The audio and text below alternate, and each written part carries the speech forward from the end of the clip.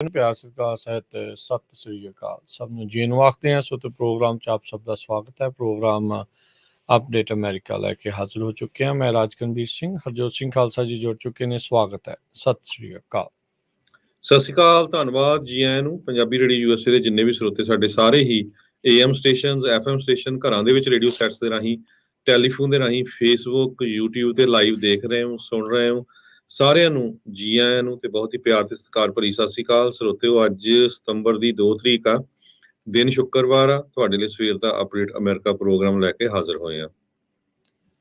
Programme ਸ਼ੁਰੂ ਕਰਨ ਤੋਂ ਪਹਿਲਾਂ ਸਾਡੇ ਅੱਜ ਦੇ ਸਪਾਂਸਰਸ, ਉਹਨਾਂ ਦਾ ਧੰਨਵਾਦ। ਖਾਲਸਾ ਇੰਸ਼ੋਰੈਂਸ ਏਜੰਸੀ, ਜਿਨ੍ਹਾਂ ਦੇ ਕੋਲੋਂ ਤੁਸੀਂ ਹਰ ਇੱਕ ਤਰੀਕੇ ਦੀ ਇੰਸ਼ੋਰੈਂਸ ਕਰਵਾ ਸਕਦੇ ਹੋ। ਇੰਸ਼ੋਰੈਂਸ ਬਾਰੇ ਪਤਾ ਕਰਨ ਲਈ ਕਾਲ ਕਰ ਸਕਦੇ ਹੋ 408-272-2500, 4082722500। ਟੇਕਿਆਣਾ ਇਮੀਗ੍ਰੇਸ਼ਨ ਲਾ ਫਰਮ, ਇਮੀਗ੍ਰੇਸ਼ਨ ਦਾ ਹੋਵੇ ਕਿਸੇ ਵੀ ਤਰੀਕੇ ਦਾ ਕੰਮ, ਕਾਲ ਅਟਰਨੀ ਜੇ ਟੇਕਿਆਣਾ 415-909-0503। Manjeet Singh, Narendra Kaur Kular, Avtar Singh Manjal Clovis, Satnam Singh, Amarjit Singh Dosanjh, Sunny Purewal, Yuba City, Paramjit Singh Deol, Fresno, Lakhvir Singh Samra Texas, Jarnail Singh Johal, Harnek Singh Washington, Onkar Singh Fresno, Major Singh Sidhu, Vinder Singh Dhaliwal, Hardial Singh, Inderjit Kaur Dhaliwal, Bakersfield, Jassi Gill, Raminder Basra, Talwinder Gill, Bakersfield, Harjit Singh Lathrop, Gurbir Singh Brar, Fresno, Antelope truck stop, Burns, Wyoming, Karnail Singh Randhawa, Sacramento ਤੇ ਜ਼ੈਂਡਰ ਗਰੁੱਪ, ਜਿੱਥੋਂ ਤੁਸੀਂ ਹੋਮ ਲੋਨਸ, ਘਰ ਖਰੀਦਣ ਅਤੇ ਘਰ ਵੇਚਣ ਦੀਆਂ ਸਰਵਿਸਿਜ਼ ਲੈ ਸਕਦੇ ਹੋ।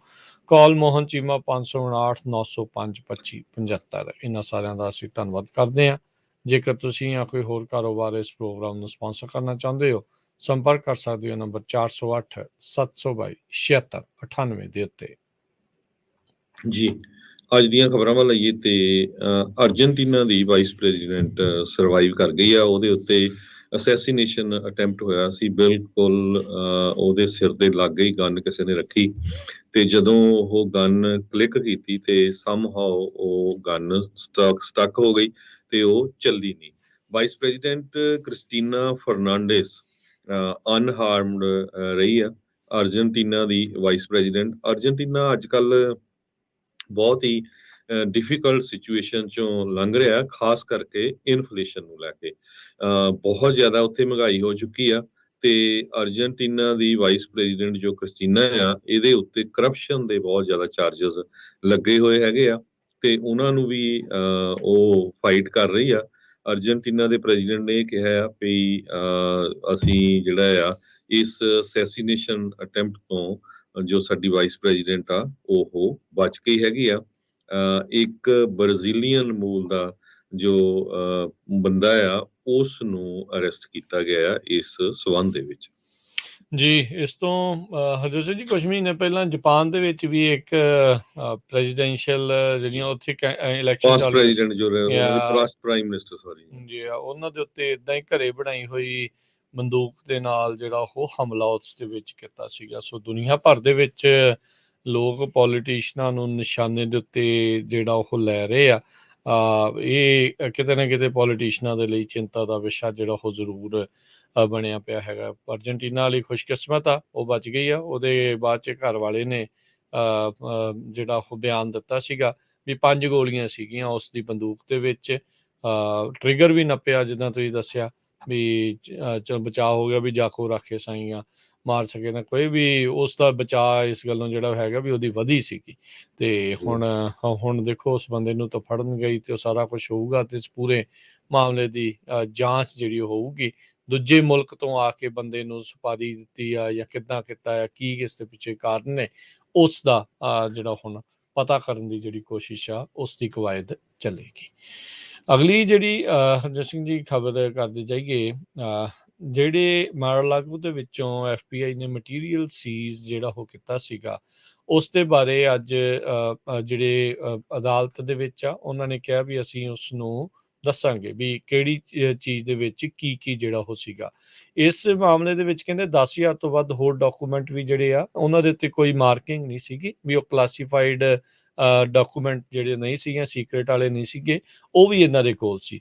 ਇੱਥੋਂ ਤੱਕ ਕਿ 90 ਜਿਹੜੇ ਖਾਲੀ ਫੋਲਡਰ ਜਿਨ੍ਹਾਂ ਉੱਤੇ ਕਲਾਸੀਫਾਈਡ ਛਪਿਆ ਹੁੰਦਾ ਆ, ਉਹ ਟਰੰਪ ਹੁਣੀ ਨਾਲ ਲੈ ਕੇ ਜਿਹੜੇ ਉਹ ਆ ਗਏ। ਪਤਾ ਨਹੀਂ ਉਹਦੇ ਵਿੱਚ ਕਿਹੜੀਆਂ ਚੀਜ਼ਾਂ ਪਾ ਕੇ ਉਹਨਾਂ ਨੇ ਸ਼ਾਇਦ ਘੱਲਣੀਆਂ ਸੀਗੀਆਂ। ਵਾਈਟ ਹਾਊਸ ਦੇ ਜਿਹੜੇ ਸਟਾਫ ਸੈਕਟਰੀ ਆ ਜਾਂ ਉਹਨਾਂ ਦੇ ਮਿਲਟਰੀ ਏਡ ਆ, ਉਹ ਦੇ ਦੁਆਰਾ ਵੀ ਇਹ ਸਾਰੀਆਂ ਚੀਜ਼ਾਂ ਜਿਹੜੀਆਂ ਇਸ ਦੇ ਵਿੱਚ ਦੱਸੀਆਂ ਗਈਆਂ ਹੈਗੀਆਂ। ਸੋ ਇਸ ਇਨਵੈਂਟੋਰੀ ਨੂੰ ਫੈਡਰਲ ਜੱਜ ਨੇ ਅਨਸੀਲ ਜਿਹੜਾ ਆ ਉਹ ਕਰ ਦਿੱਤਾ ਆ, ਕਿਉਂਕਿ ਸਾਬਕਾ ਪ੍ਰੈਜ਼ੀਡੈਂਟ ਦੇ ਜਿਹੜੇ ਲਾਇਰਸ ਆ ਉਹਨਾਂ ਨੇ ਰਿਕੁਐਸਟ ਕੀਤਾ ਸੀਗਾ ਸਪੈਸ਼ਲ ਮਾਸਟਰ ਦੇ ਲਈ।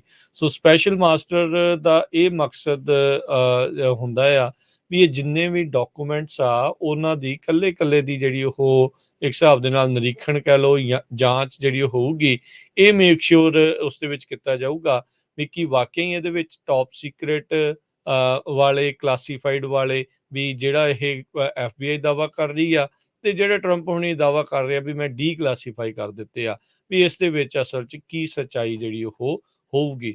ਇਵੈਂਚੁਅਲੀ ਕਹਿੰਦੇ ਆ ਵੀ ਇਹ ਸਾਰੀਆਂ ਗੱਲਾਂ ਮੇ ਵੀ ਟਰੰਪ ਹੁਣਾਂ ਦੇ ਉਲਟ ਵੀ ਜਿਹੜੀਆਂ ਉਹ ਜਾ ਸਕਦੀਆਂ ਜੇ ਉਹਨਾਂ ਦੇ ਵਿੱਚ ਜਿਹੜੇ ਕਲਾਸੀਫਾਈਡ ਡਾਕੂਮੈਂਟਸ ਜਿਹੜੇ ਉਹ ਲੱਭਦੇ ਆ, ਜੋ ਕਿ ਇਸ ਟਾਈਮ FBI ਦੇ ਦੁਆਰਾ ਦਾਅਵਾ ਹੈਗਾ ਆ। ਸੋ 71 ਫੋਲਡਰ ਜਿਹੜੇ ਆ ਟਰੰਪ ਉਹਨਾਂ ਦੇ ਆਫਿਸ ਦੇ ਵਿੱਚੋਂ ਤੇ 19 ਫੋਲਡਰ ਉਹਨਾਂ ਦੇ ਸਟੋਰੇਜ ਰੂਮ ਦੇ ਵਿੱਚੋਂ ਲੱਭੇ ਸੀਗੇ, ਜਿਨ੍ਹਾਂ ਉੱਤੇ ਜਿਹੜੇ ਖਾਲੀ ਫੋਲਡਰ ਸੀਗੇ ਜਿਨ੍ਹਾਂ ਉੱਤੇ ਕਲਾਸੀਫਾਈਡ ਦੇ ਮਾਰਕ ਆ ਉਹ ਲੱਗੇ ਹੋਏ ਸੀਗੇ। ਸੋ ਆਲਰੇਡੀ 150 ਦੇ ਤਕਰੀਬਨ ਕਲਾਸੀਫਾਈਡ ਡਾਕੂਮੈਂਟਸ ਜਿਹੜੇ ਆ ਉੱਥੋਂ ਲੱਭੇ ਸੀ। ਖਬਰਾਂ ਇਹ ਆ ਰਹੀਆਂ ਵੀ ਕੁੱਲ ਮਿਲਾ ਕੇ 320 ਕਲਾਸੀਫਾਈਡ ਡਾਕੂਮੈਂਟਸ ਮਾਰੋ-ਲਾਗੋ ਤੋਂ ਜਨਵਰੀ ਤੋਂ ਲੈ ਕੇ ਹੁਣ ਤੱਕ ਉੱਥੋਂ ਲੱਭ ਚੁੱਕੇ ਹੈਗੇ ਨੇ। ਅਗਲੀ ਖਬਰ ਵੱਲ ਚੱਲੀਏ। ਕੱਲ ਪ੍ਰੈਜ਼ੀਡੈਂਟ ਜੋ ਬਾਈਡਨ ਉਹਨਾਂ ਨੇ ਇੱਕ ਆਪਣਾ ਜੋ ਭਾਸ਼ਣ ਦਿੱਤਾ ਉਹਦੇ ਵਿੱਚ ਉਹਨਾਂ ਨੇ ਕਿਹਾ ਵੀ ਡੈਮੋਕ੍ਰੇਸੀ ਨੂੰ ਜੋ ਟਰੰਪ ਆ ਜਾਂ ਉਹਨਾਂ ਦੇ ਸਪੋਰਟਰਸ ਆ ਉਹਨਾਂ ਦੇ ਉੱਤੋਂ ਖਤਰਾ ਹੈਗਾ। ਇਹਦੇ ਸੰਬੰਧ ਦੇ ਵਿੱਚ ਇੱਕ ਡੈਮੋਕ੍ਰੈਟਿਕ ਪਾਰਟੀ ਦੇ ਹੀ ਰਹਿ ਚੁੱਕੇ ਆਫੀਸ਼ੀਅਲ ਜੋ ਕਿ ਇਰਾਕ ਦੇ ਵਾਰ ਵੈਟਰਨ ਵੀ ਹੈਗੇ ਆ, ਉਹਨਾਂ ਨੇ ਪ੍ਰੈਜ਼ੀਡੈਂਟ ਜੋ ਬਾਈਡਨ ਉਹਨਾਂ ਨੂੰ ਕ੍ਰਿਟੀਸਾਈਜ਼ ਕੀਤਾ ਪਈ ਜਿਸ ਟਾਈਮ ਦੇ ਉੱਤੇ ਉਹ ਆਪਣਾ ਭਾਸ਼ਣ ਦੇ ਰਹੇ ਸੀ। US ਮਰੀਨਸ ਉਹਨਾਂ ਦੇ ਬੈਕਡ੍ਰੌਪ ਦੇ ਉੱਤੇ ਸੀਗੇ।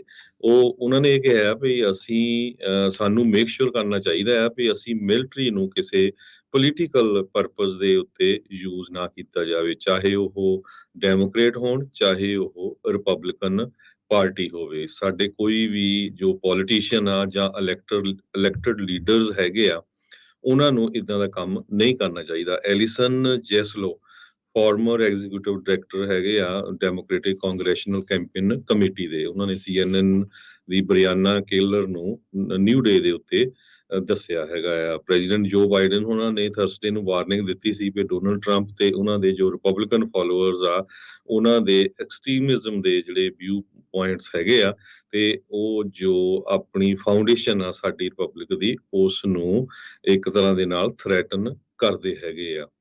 ਤੇ ਇਹ ਜੋ ਹੈਗਾ ਕੱਲ ਜੋ ਉਹਨਾਂ ਦਾ ਲੈਕਚਰ ਸੀ ਮੇਨ ਇਹ ਇਸ ਨੂੰ ਲੈ ਕੇ ਸੀਗਾ ਵੀ ਜੋ ਕੁਝ ਵਾਪਰ ਰਿਹਾ ਆ, ਡਿਵਾਈਡ ਹੋ ਰਿਹਾ USA ਦੇ ਵਿੱਚ।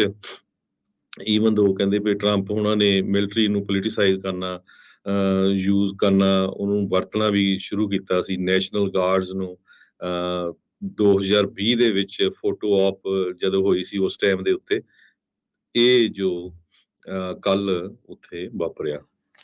ਰਾਸ਼ਟਰਪਤੀ ਬਾਈਡਨ ਨੇ ਫਿਲਾਡੈਲਫੀਆ ਦੇ ਵਿੱਚ ਇੰਡੀਪੈਂਡੈਂਸ ਹਾਲ ਦੇ ਵਿੱਚ ਜਾ ਕੇ ਇਹ ਭਾਸ਼ਣ ਜਿਹੜਾ ਉਹ ਆਪਣਾ ਦਿੱਤਾ ਆ, ਪ੍ਰਾਈਮ ਟਾਈਮ ਭਾਸ਼ਣ ਜਿਹੜਾ ਉਹਨਾਂ ਨੇ ਦਿੱਤਾ ਆ। ਯੂਜਲੀ ਰਾਸ਼ਟਰਪਤੀ ਇਦਾਂ ਦੇ ਜਿਹੜੇ ਭਾਸ਼ਣ ਆ ਕੋਈ ਬਹੁਤ ਤਗੜੀ ਪਾਲਿਸੀ ਜਦੋਂ ਲੈ ਕੇ ਆਉਣੀ ਹੋਵੇ ਉਸ ਦੇ ਸੰਬੰਧ ਦੇ ਵਿੱਚ ਜਾਂ ਇਦਾਂ ਦੀ ਚੀਜ਼ ਜਿਹੜੀ ਉਹ ਦੱਸਣ ਦੇ ਲਈ ਕਰਦੇ ਨੇ, ਪਰ ਬਾਈਡਨ ਹੋਣਾ ਨੇ ਹੁਣ ਸਿੱਧਾ ਹੀ ਅਟੈਕ ਮੋਡ ਦੇ ਵਿੱਚ ਇੱਕ ਹਿਸਾਬ ਦੇ ਨਾਲ ਟਰੰਪ ਹੋਣਾ ਦੇ ਉਲਟ ਦੇਖੇ ਗਏ ਆ। ਸੋ ਇਹ ਸੇਮ ਵਰਤਾਰਾ ਚੱਲ ਰਿਹਾ ਆ ਜੋ ਪਿੱਛੋਂ ਪਹਿਲਾਂ ਜਿਹੜਾ ਉਹ ਚੱਲਦਾ ਆ ਰਿਹਾ ਸੀ ਵੀ ਆਪਣੇ ਵਿਰੋਧੀ ਦੇ ਉੱਤੇ ਪੂਰੀ ਤਰ੍ਹਾਂ ਹਾਵੀ ਹੋਣ ਦੀ ਕੋਸ਼ਿਸ਼ ਜਿਹੜੀ ਉਹ ਚੱਲ ਰਹੀ ਆ। ਸੋ ਮਾਗਾ ਰਿਪਬਲਿਕਨ ਐਕਸਟ੍ਰੀਮਿਜ਼ਮ ਨੂੰ ਉਹਨਾਂ ਨੇ ਚਰਚਾ ਦੇ ਵਿੱਚ ਇੱਕ ਵਾਰੀ ਫੇਰ ਲੈ ਆਂਦਾ ਆ। ਸੋ ਉਹਨਾਂ ਨੇ ਕਿਹਾ ਵੀ ਅਮਰੀਕਾ ਇਸ ਟਾਈਮ ਇਨਫਲੈਕਸ਼ਨ ਪੁਆਇੰਟ ਦੇ ਉੱਤੇ ਪਹੁੰਚਿਆ ਹੈਗਾ। ਕਹਿੰਦੇ ਵੀ ਬਹੁਤ ਸਾਰੇ ਜਿਹੜੇ ਖਾਸ ਕਰਕੇ ਉਹਨਾਂ ਨੇ ਸਿੱਧਾ ਹੀ ਕਿਹਾ ਵੀ ਜਿਹੜੇ ਮੈਗਾ ਰਿਪਬਲਿਕਨਸ ਆ ਉਹ ਇਲੈਕਸ਼ਨ ਦੇ ਵਿੱਚ ਇਹ ਨਹੀਂ ਦੇਖਦੇ ਵੀ ਜਿੱਤ ਆ ਜਾਂ ਹਾਰ ਆ। ਜੇ ਜਿੱਤ ਗਏ ਤਾਂ ਠੀਕ ਆ, ਜੇ ਹਾਰ ਗਏ ਤਾਂ ਫਿਰ ਕਹਿੰਦੇ ਵੀ ਸਾਡੇ ਨਾਲ ਚੀਟ ਹੋਇਆ ਆ। ਲੋਕਾਂ ਦੀ ਰਾਏ ਨੂੰ ਸਿਰ ਮੱਥੇ ਜਿਹੜਾ ਉਹ ਨਹੀਂ ਲੈ ਰਹੇ ਹੈਗੇ। ਸੋ ਕਹਿੰਦੇ ਵੀ ਇਹ ਬੜਾ ਫਾਈਨ ਲਾਈਨ ਜਿਹੜਾ ਭਾਸ਼ਣ ਸੀਗਾ, ਕਹਿੰਦੇ ਵੀ ਇਹ ਵੇਖਣ ਨੂੰ ਤਾਂ ਏਦਾਂ ਲੱਗ ਰਿਹਾ ਸੀਗਾ ਵੀ ਜਿੱਦਾਂ ਇਹਨਾਂ ਨੇ ਆਪਣੀ ਅਗਲੀ ਇਲੈਕਸ਼ਨ ਦੇ ਲਈ ਭਾਸ਼ਣ ਜਿਹੜਾ ਆ ਉਹ ਦੇਣਾ ਜਿਹੜਾ ਸ਼ੁਰੂ ਕਰ ਦਿੱਤਾ ਹੋਵੇ। ਪਰ ਇਸ ਦੇ ਹੱਕ ਦੇ ਵਿੱਚ ਓਬਵੀਅਸਲੀ ਡੈਮੋਕ੍ਰੇਟਸ ਉਹਨਾਂ ਨੇ ਕਿਹਾ ਵੀ ਬਿਲਕੁਲ ਜਿਹੜੇ ਮੇਕ ਅਮਰੀਕਾ ਗ੍ਰੇਟ ਅਗੇਨ ਵਾਲੇ ਆ, ਤੇ ਉਹਨਾਂ ਦੇ ਜਿਹੜੇ ਸਾਥੀ ਰਿਪਬਲਿਕਨਸ ਆ, ਟਰੰਪ ਹੁਣਾਂ ਦੇ ਜਿਹੜੇ ਸਾਥੀ ਆ, ਉਹ ਲਗਾਤਾਰ ਇੱਕੋ ਪਾਸੇ ਨੂੰ ਜਿਹੜਾ ਝੁਕਾਵ ਜਿਹੜਾ ਉਹ ਕਰਦੇ ਜਾ ਰਹੇ ਹੈਗੇ ਆ। ਤੇ ਦੂਜੇ ਪਾਸੇ ਰਿਪਬਲਿਕਨਸ ਨੇ ਵੀ ਇਸ ਦੀ ਜਿਹੜੀ ਪੂਰੀ ਤਰ੍ਹਾਂ ਨਿੰਦਾ ਕੀਤੀ ਹੈ। ਕਹਿੰਦੇ ਉਹ ਤੁਸੀਂ ਮੈਸੇਜ ਯੂਨਿਟੀ ਦਾ ਦੇਣ ਦੀ ਕੋਸ਼ਿਸ਼ ਕਰ ਰਹੇ ਆ, ਪਰ ਤੁਸੀਂ ਨਾਲ ਦੇ ਨਾਲ ਅੱਧੇ ਅਮਰੀਕਨਸ ਨੂੰ ਐਕਸਟ੍ਰੀਮਿਜ਼ਮ ਦੇ ਨਾਲ ਜੋੜ ਕੇ ਜਿਹੜਾ ਉਹ ਪੇਸ਼ ਕਰ ਰਹੇ ਆ। ਸੋ ਕਹਿੰਦੇ ਵੀ ਇਸ ਦੇ ਨਾਲ ਡਿਵੀਜ਼ਨ, ਜਿਹੜੇ ਰਿਪਬਲਿਕਨਸ ਦੇ ਕਹਿਣ ਦੇ ਨਾਲ ਵੀ ਇਸ ਦੇ ਨਾਲ ਡਿਵੀਜ਼ਨ ਜਿਹੜੀ ਆ ਉਹ ਹੋਰ ਵਧੇਗੀ। ਤੇ ਡੈਮੋਕ੍ਰੇਟਸ ਜਿਹੜੇ ਆ ਕੁਛ ਇਹ ਇਸ ਦੇ ਵਿੱਚ ਆਖ ਰਹੇ ਆ ਵੀ ਜੋ ਸੱਚਾਈ ਆ ਉਸ ਨੂੰ ਇਹਨਾਂ ਨੇ ਸ਼ੀਸ਼ਾ ਜਿਹੜਾ ਉਹ ਦਿਖਾਇਆ ਹੈਗਾ ਆ। ਪਰ ਇੱਕ ਵੱਡਾ ਜਿਹੜਾ ਭਾਸ਼ਣ ਜਿਹੜਾ ਹਰਜੋਤ ਸਿੰਘ ਜੀ ਇਹਨਾਂ ਨੇ ਜਿਹੜਾ ਦਿੱਤਾ ਹੈ, ਇਸ ਦੇ ਨਾਲ ਹਲਚਲ ਜਿਹੜੀ ਆ ਉਹ ਪੂਰੀ ਇਸ ਟਾਈਮ ਬਣ ਚੁੱਕੀ ਹੈਗੀ ਆ। ਸੋ ਕਹਿੰਦੇ ਵੀ ਪੋਲੀਟੀਕਲ ਸਪੀਚ ਇੱਕ ਹਿਸਾਬ ਦੇ ਨਾਲ ਇਹ ਦੇਖਣ ਨੂੰ ਲੱਗ ਰਹੀ ਆ। ਸੋ ਕਹਿੰਦੇ ਵੀ ਭਾਵੇਂ ਉਹ ਮੰਨੋ ਵੀ ਪੋਲੀਟੀਕਲ ਸਪੀਚ ਹੈ ਜਾਂ ਨਹੀਂ ਹੈ, ਪਰ ਕਹਿੰਦੇ ਵੀ ਕਿਤੇ ਨਾ ਕਿਤੇ ਜਿਹੜੇ ਇਲੈਕਸ਼ਨ ਡਿਨਾਇਰਸ, ਜਿਹੜੇ ਕਿ ਹੁਣ ਇਲੈਕਸ਼ਨ ਦੇ ਵਿੱਚ ਜਿੱਤ ਕੇ ਇਲੈਕਸ਼ਨ ਨੂੰ ਕੰਟਰੋਲਿੰਗ ਦੇ ਵੱਲ ਨੂੰ ਜਿਹੜੇ ਉਹ ਵੱਧ ਰਹੇ ਆ, ਉਹ ਜ਼ਰੂਰ ਇਲੈਕਸ਼ਨ ਪ੍ਰੋਸੈਸ ਦੇ ਲਈ ਇੱਕ ਖਤਰੇ ਦੇ ਵਜੋਂ ਦੇਖੇ ਜਾ ਸਕਦੇ ਆ।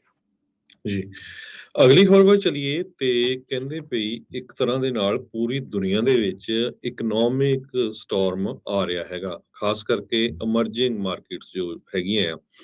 ਕਰਜ਼ਾ ਇੰਨਾ ਜ਼ਿਆਦਾ ਹੋ ਗਿਆ ਆ, ਬਹੁਤ ਸਾਰੇ ਮੁਲਕ ਬੈਂਕਰਪਟ ਹੋਣ ਦੇ ਕਿਨਾਰੇ ਤੇ ਪਏ ਹੋਏ ਹੈਗੇ ਆ। ਯੂਐਸ ਦਾ ਡਾਲਰ ਪਿਛਲੇ 20 ਸਾਲਾਂ ਦੇ ਸਮੇਂ ਦੌਰਾਨ ਜੇ ਦੇਖਿਆ ਜਾਵੇ ਤੇ ਇਹ ਬਹੁਤ ਜ਼ਿਆਦਾ ਸਟਰੋਂਗ ਹੋਇਆ ਹੈਗਾ ਫੋਰਨ ਕਰੰਸੀ ਦੇ ਅਗੇਂਸਟ।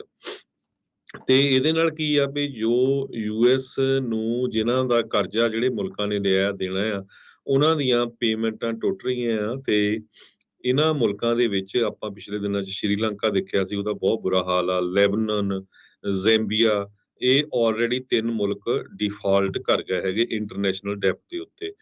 ਪਿਛਲੇ ਹਫ਼ਤੇ ਅਰਜਨਟੀਨਾ ਨੇ ਬਹੁਤ ਸਾਰੀਆਂ ਨਵੀਆਂ ਰਿਸਟ੍ਰਿਕਸ਼ਨਸ ਆਪਣੇ ਮੁਲਕ ਦੇ ਉੱਤੇ ਲਾਈਆਂ ਪਈ, ਤੁਸੀਂ ਵਿਸਕੀ, ਸੌਫਟਵੇਅਰ, ਹੋਰ ਕੰਸਲਟਿੰਗ ਸਰਵਿਸਿਜ਼, ਇੱਦਾਂ ਦੀਆਂ ਜਿਹੜੀਆਂ ਚੀਜ਼ਾਂ ਆ ਉਹਨਾਂ ਨੂੰ ਇੰਪੋਰਟ ਨਹੀਂ ਕਰ ਸਕਦੇ ਹੈਗੇ।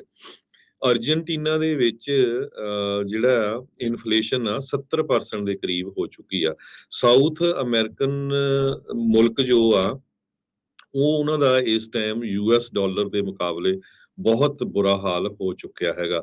ਜੇ ਆਪਾਂ ਕੰਟਰੀ ਦੀ ਗੱਲ ਕਰੀਏ ਜਿੱਥੇ ਸਭ ਤੋਂ ਜ਼ਿਆਦਾ ਇਨਫਲੇਸ਼ਨ ਆ, ਲੈਬਨਾਨ ਦੇ ਵਿੱਚ 116.7% ਆ, ਜ਼ਿੰਬਾਬਵੇ 'ਚ 88%, ਟਰਕੀ 'ਚ 68%, ਅਰਜਨਟੀਨਾ 'ਚ 70% ਦੇ ਕਰੀਬ, ਇਰਾਨ 'ਚ 39%, ਸ਼੍ਰੀਲੰਕਾ 'ਚ 29% ਦੇ ਕਰੀਬ ਹੈਗੀ ਆ। ਤੇ ਆਪਣੇ ਮੁਲਕ ਯੂਐਸਏ ਦੇ ਵਿੱਚ 8% ਆ। ਤਾਂ ਦੇਖੋ ਜਿੱਥੇ ਹੁਣ 8% ਇਨਫਲੇਸ਼ਨ ਆ, ਇੱਥੇ ਲੋਕਾਂ ਦੇ ਵਿੱਚ ਬਹੁਤ ਜ਼ਿਆਦਾ ਹਾਹਾਕਾਰ ਮਚੀ, ਉਹ ਮਹਿੰਗਾਈ ਇੰਨੀ ਆ। ਤੇ ਜਿੱਥੇ 116% ਹੋਊਗੀ, ਉਹਨਾਂ ਦਾ ਜਿਹੜਾ ਕੀ ਹਾਲ ਹੋਊਗਾ, ਇਹ ਤੁਸੀਂ ਅੰਦਾਜ਼ਾ ਲਾ ਸਕਦੇ ਹੈਗੇ ਆ। ਹਰਜੋਤ ਸਿੰਘ ਜੀ, ਅਮਰੀਕਾ ਦੀ ਇਕੋਨਮੀ ਦਾ ਕਿਸੇ ਨੂੰ ਵੀ ਜਿਹੜਾ ਉਹਦਾ ਪਤਾ ਨਹੀਂ ਲੱਗ ਰਿਹਾ ਵੀ ਕਿਹੜੇ ਪਾਸੋਂ ਇਸ ਨੂੰ ਦੇਖੀਏ, ਕਿੱਦਾਂ ਜਿਹੜਾ ਉਹ ਦੇਖੀਏ। ਇੱਕ ਪਾਸੇ ਮਹਿੰਗਾਈ ਦੀ ਜਿਹੜੀ ਤੁਸੀਂ ਕਿਹਾ ਜਿੱਦਾਂ ਆਪਾਂ ਦੱਸ ਰਹੇ ਹਾਂ ਵੀ ਮਾਰ ਆ, ਰਿਸੈਸ਼ਨ ਜਿਹੜਾ ਆ ਅਨਧਿਕਾਰਤ ਤੌਰ ਦੇ ਉੱਤੇ ਉਹ ਆ ਚੁੱਕਾ 2 ਵਾਰੀ GDP ਸੁੰਗੜਨ ਤੋਂ ਬਾਅਦ ਦੇ ਵਿੱਚ। ਉਧਰ 3 ਲੱਖ ਤੋਂ ਵੱਧ ਨਵੀਆਂ ਜੌਬਸ ਅਗਸਤ ਮਹੀਨੇ ਦੇ ਵਿੱਚ ਜਿਹੜੀਆਂ ਆ ਉਹ ਐਡ ਕੀਤੀਆਂ ਆ।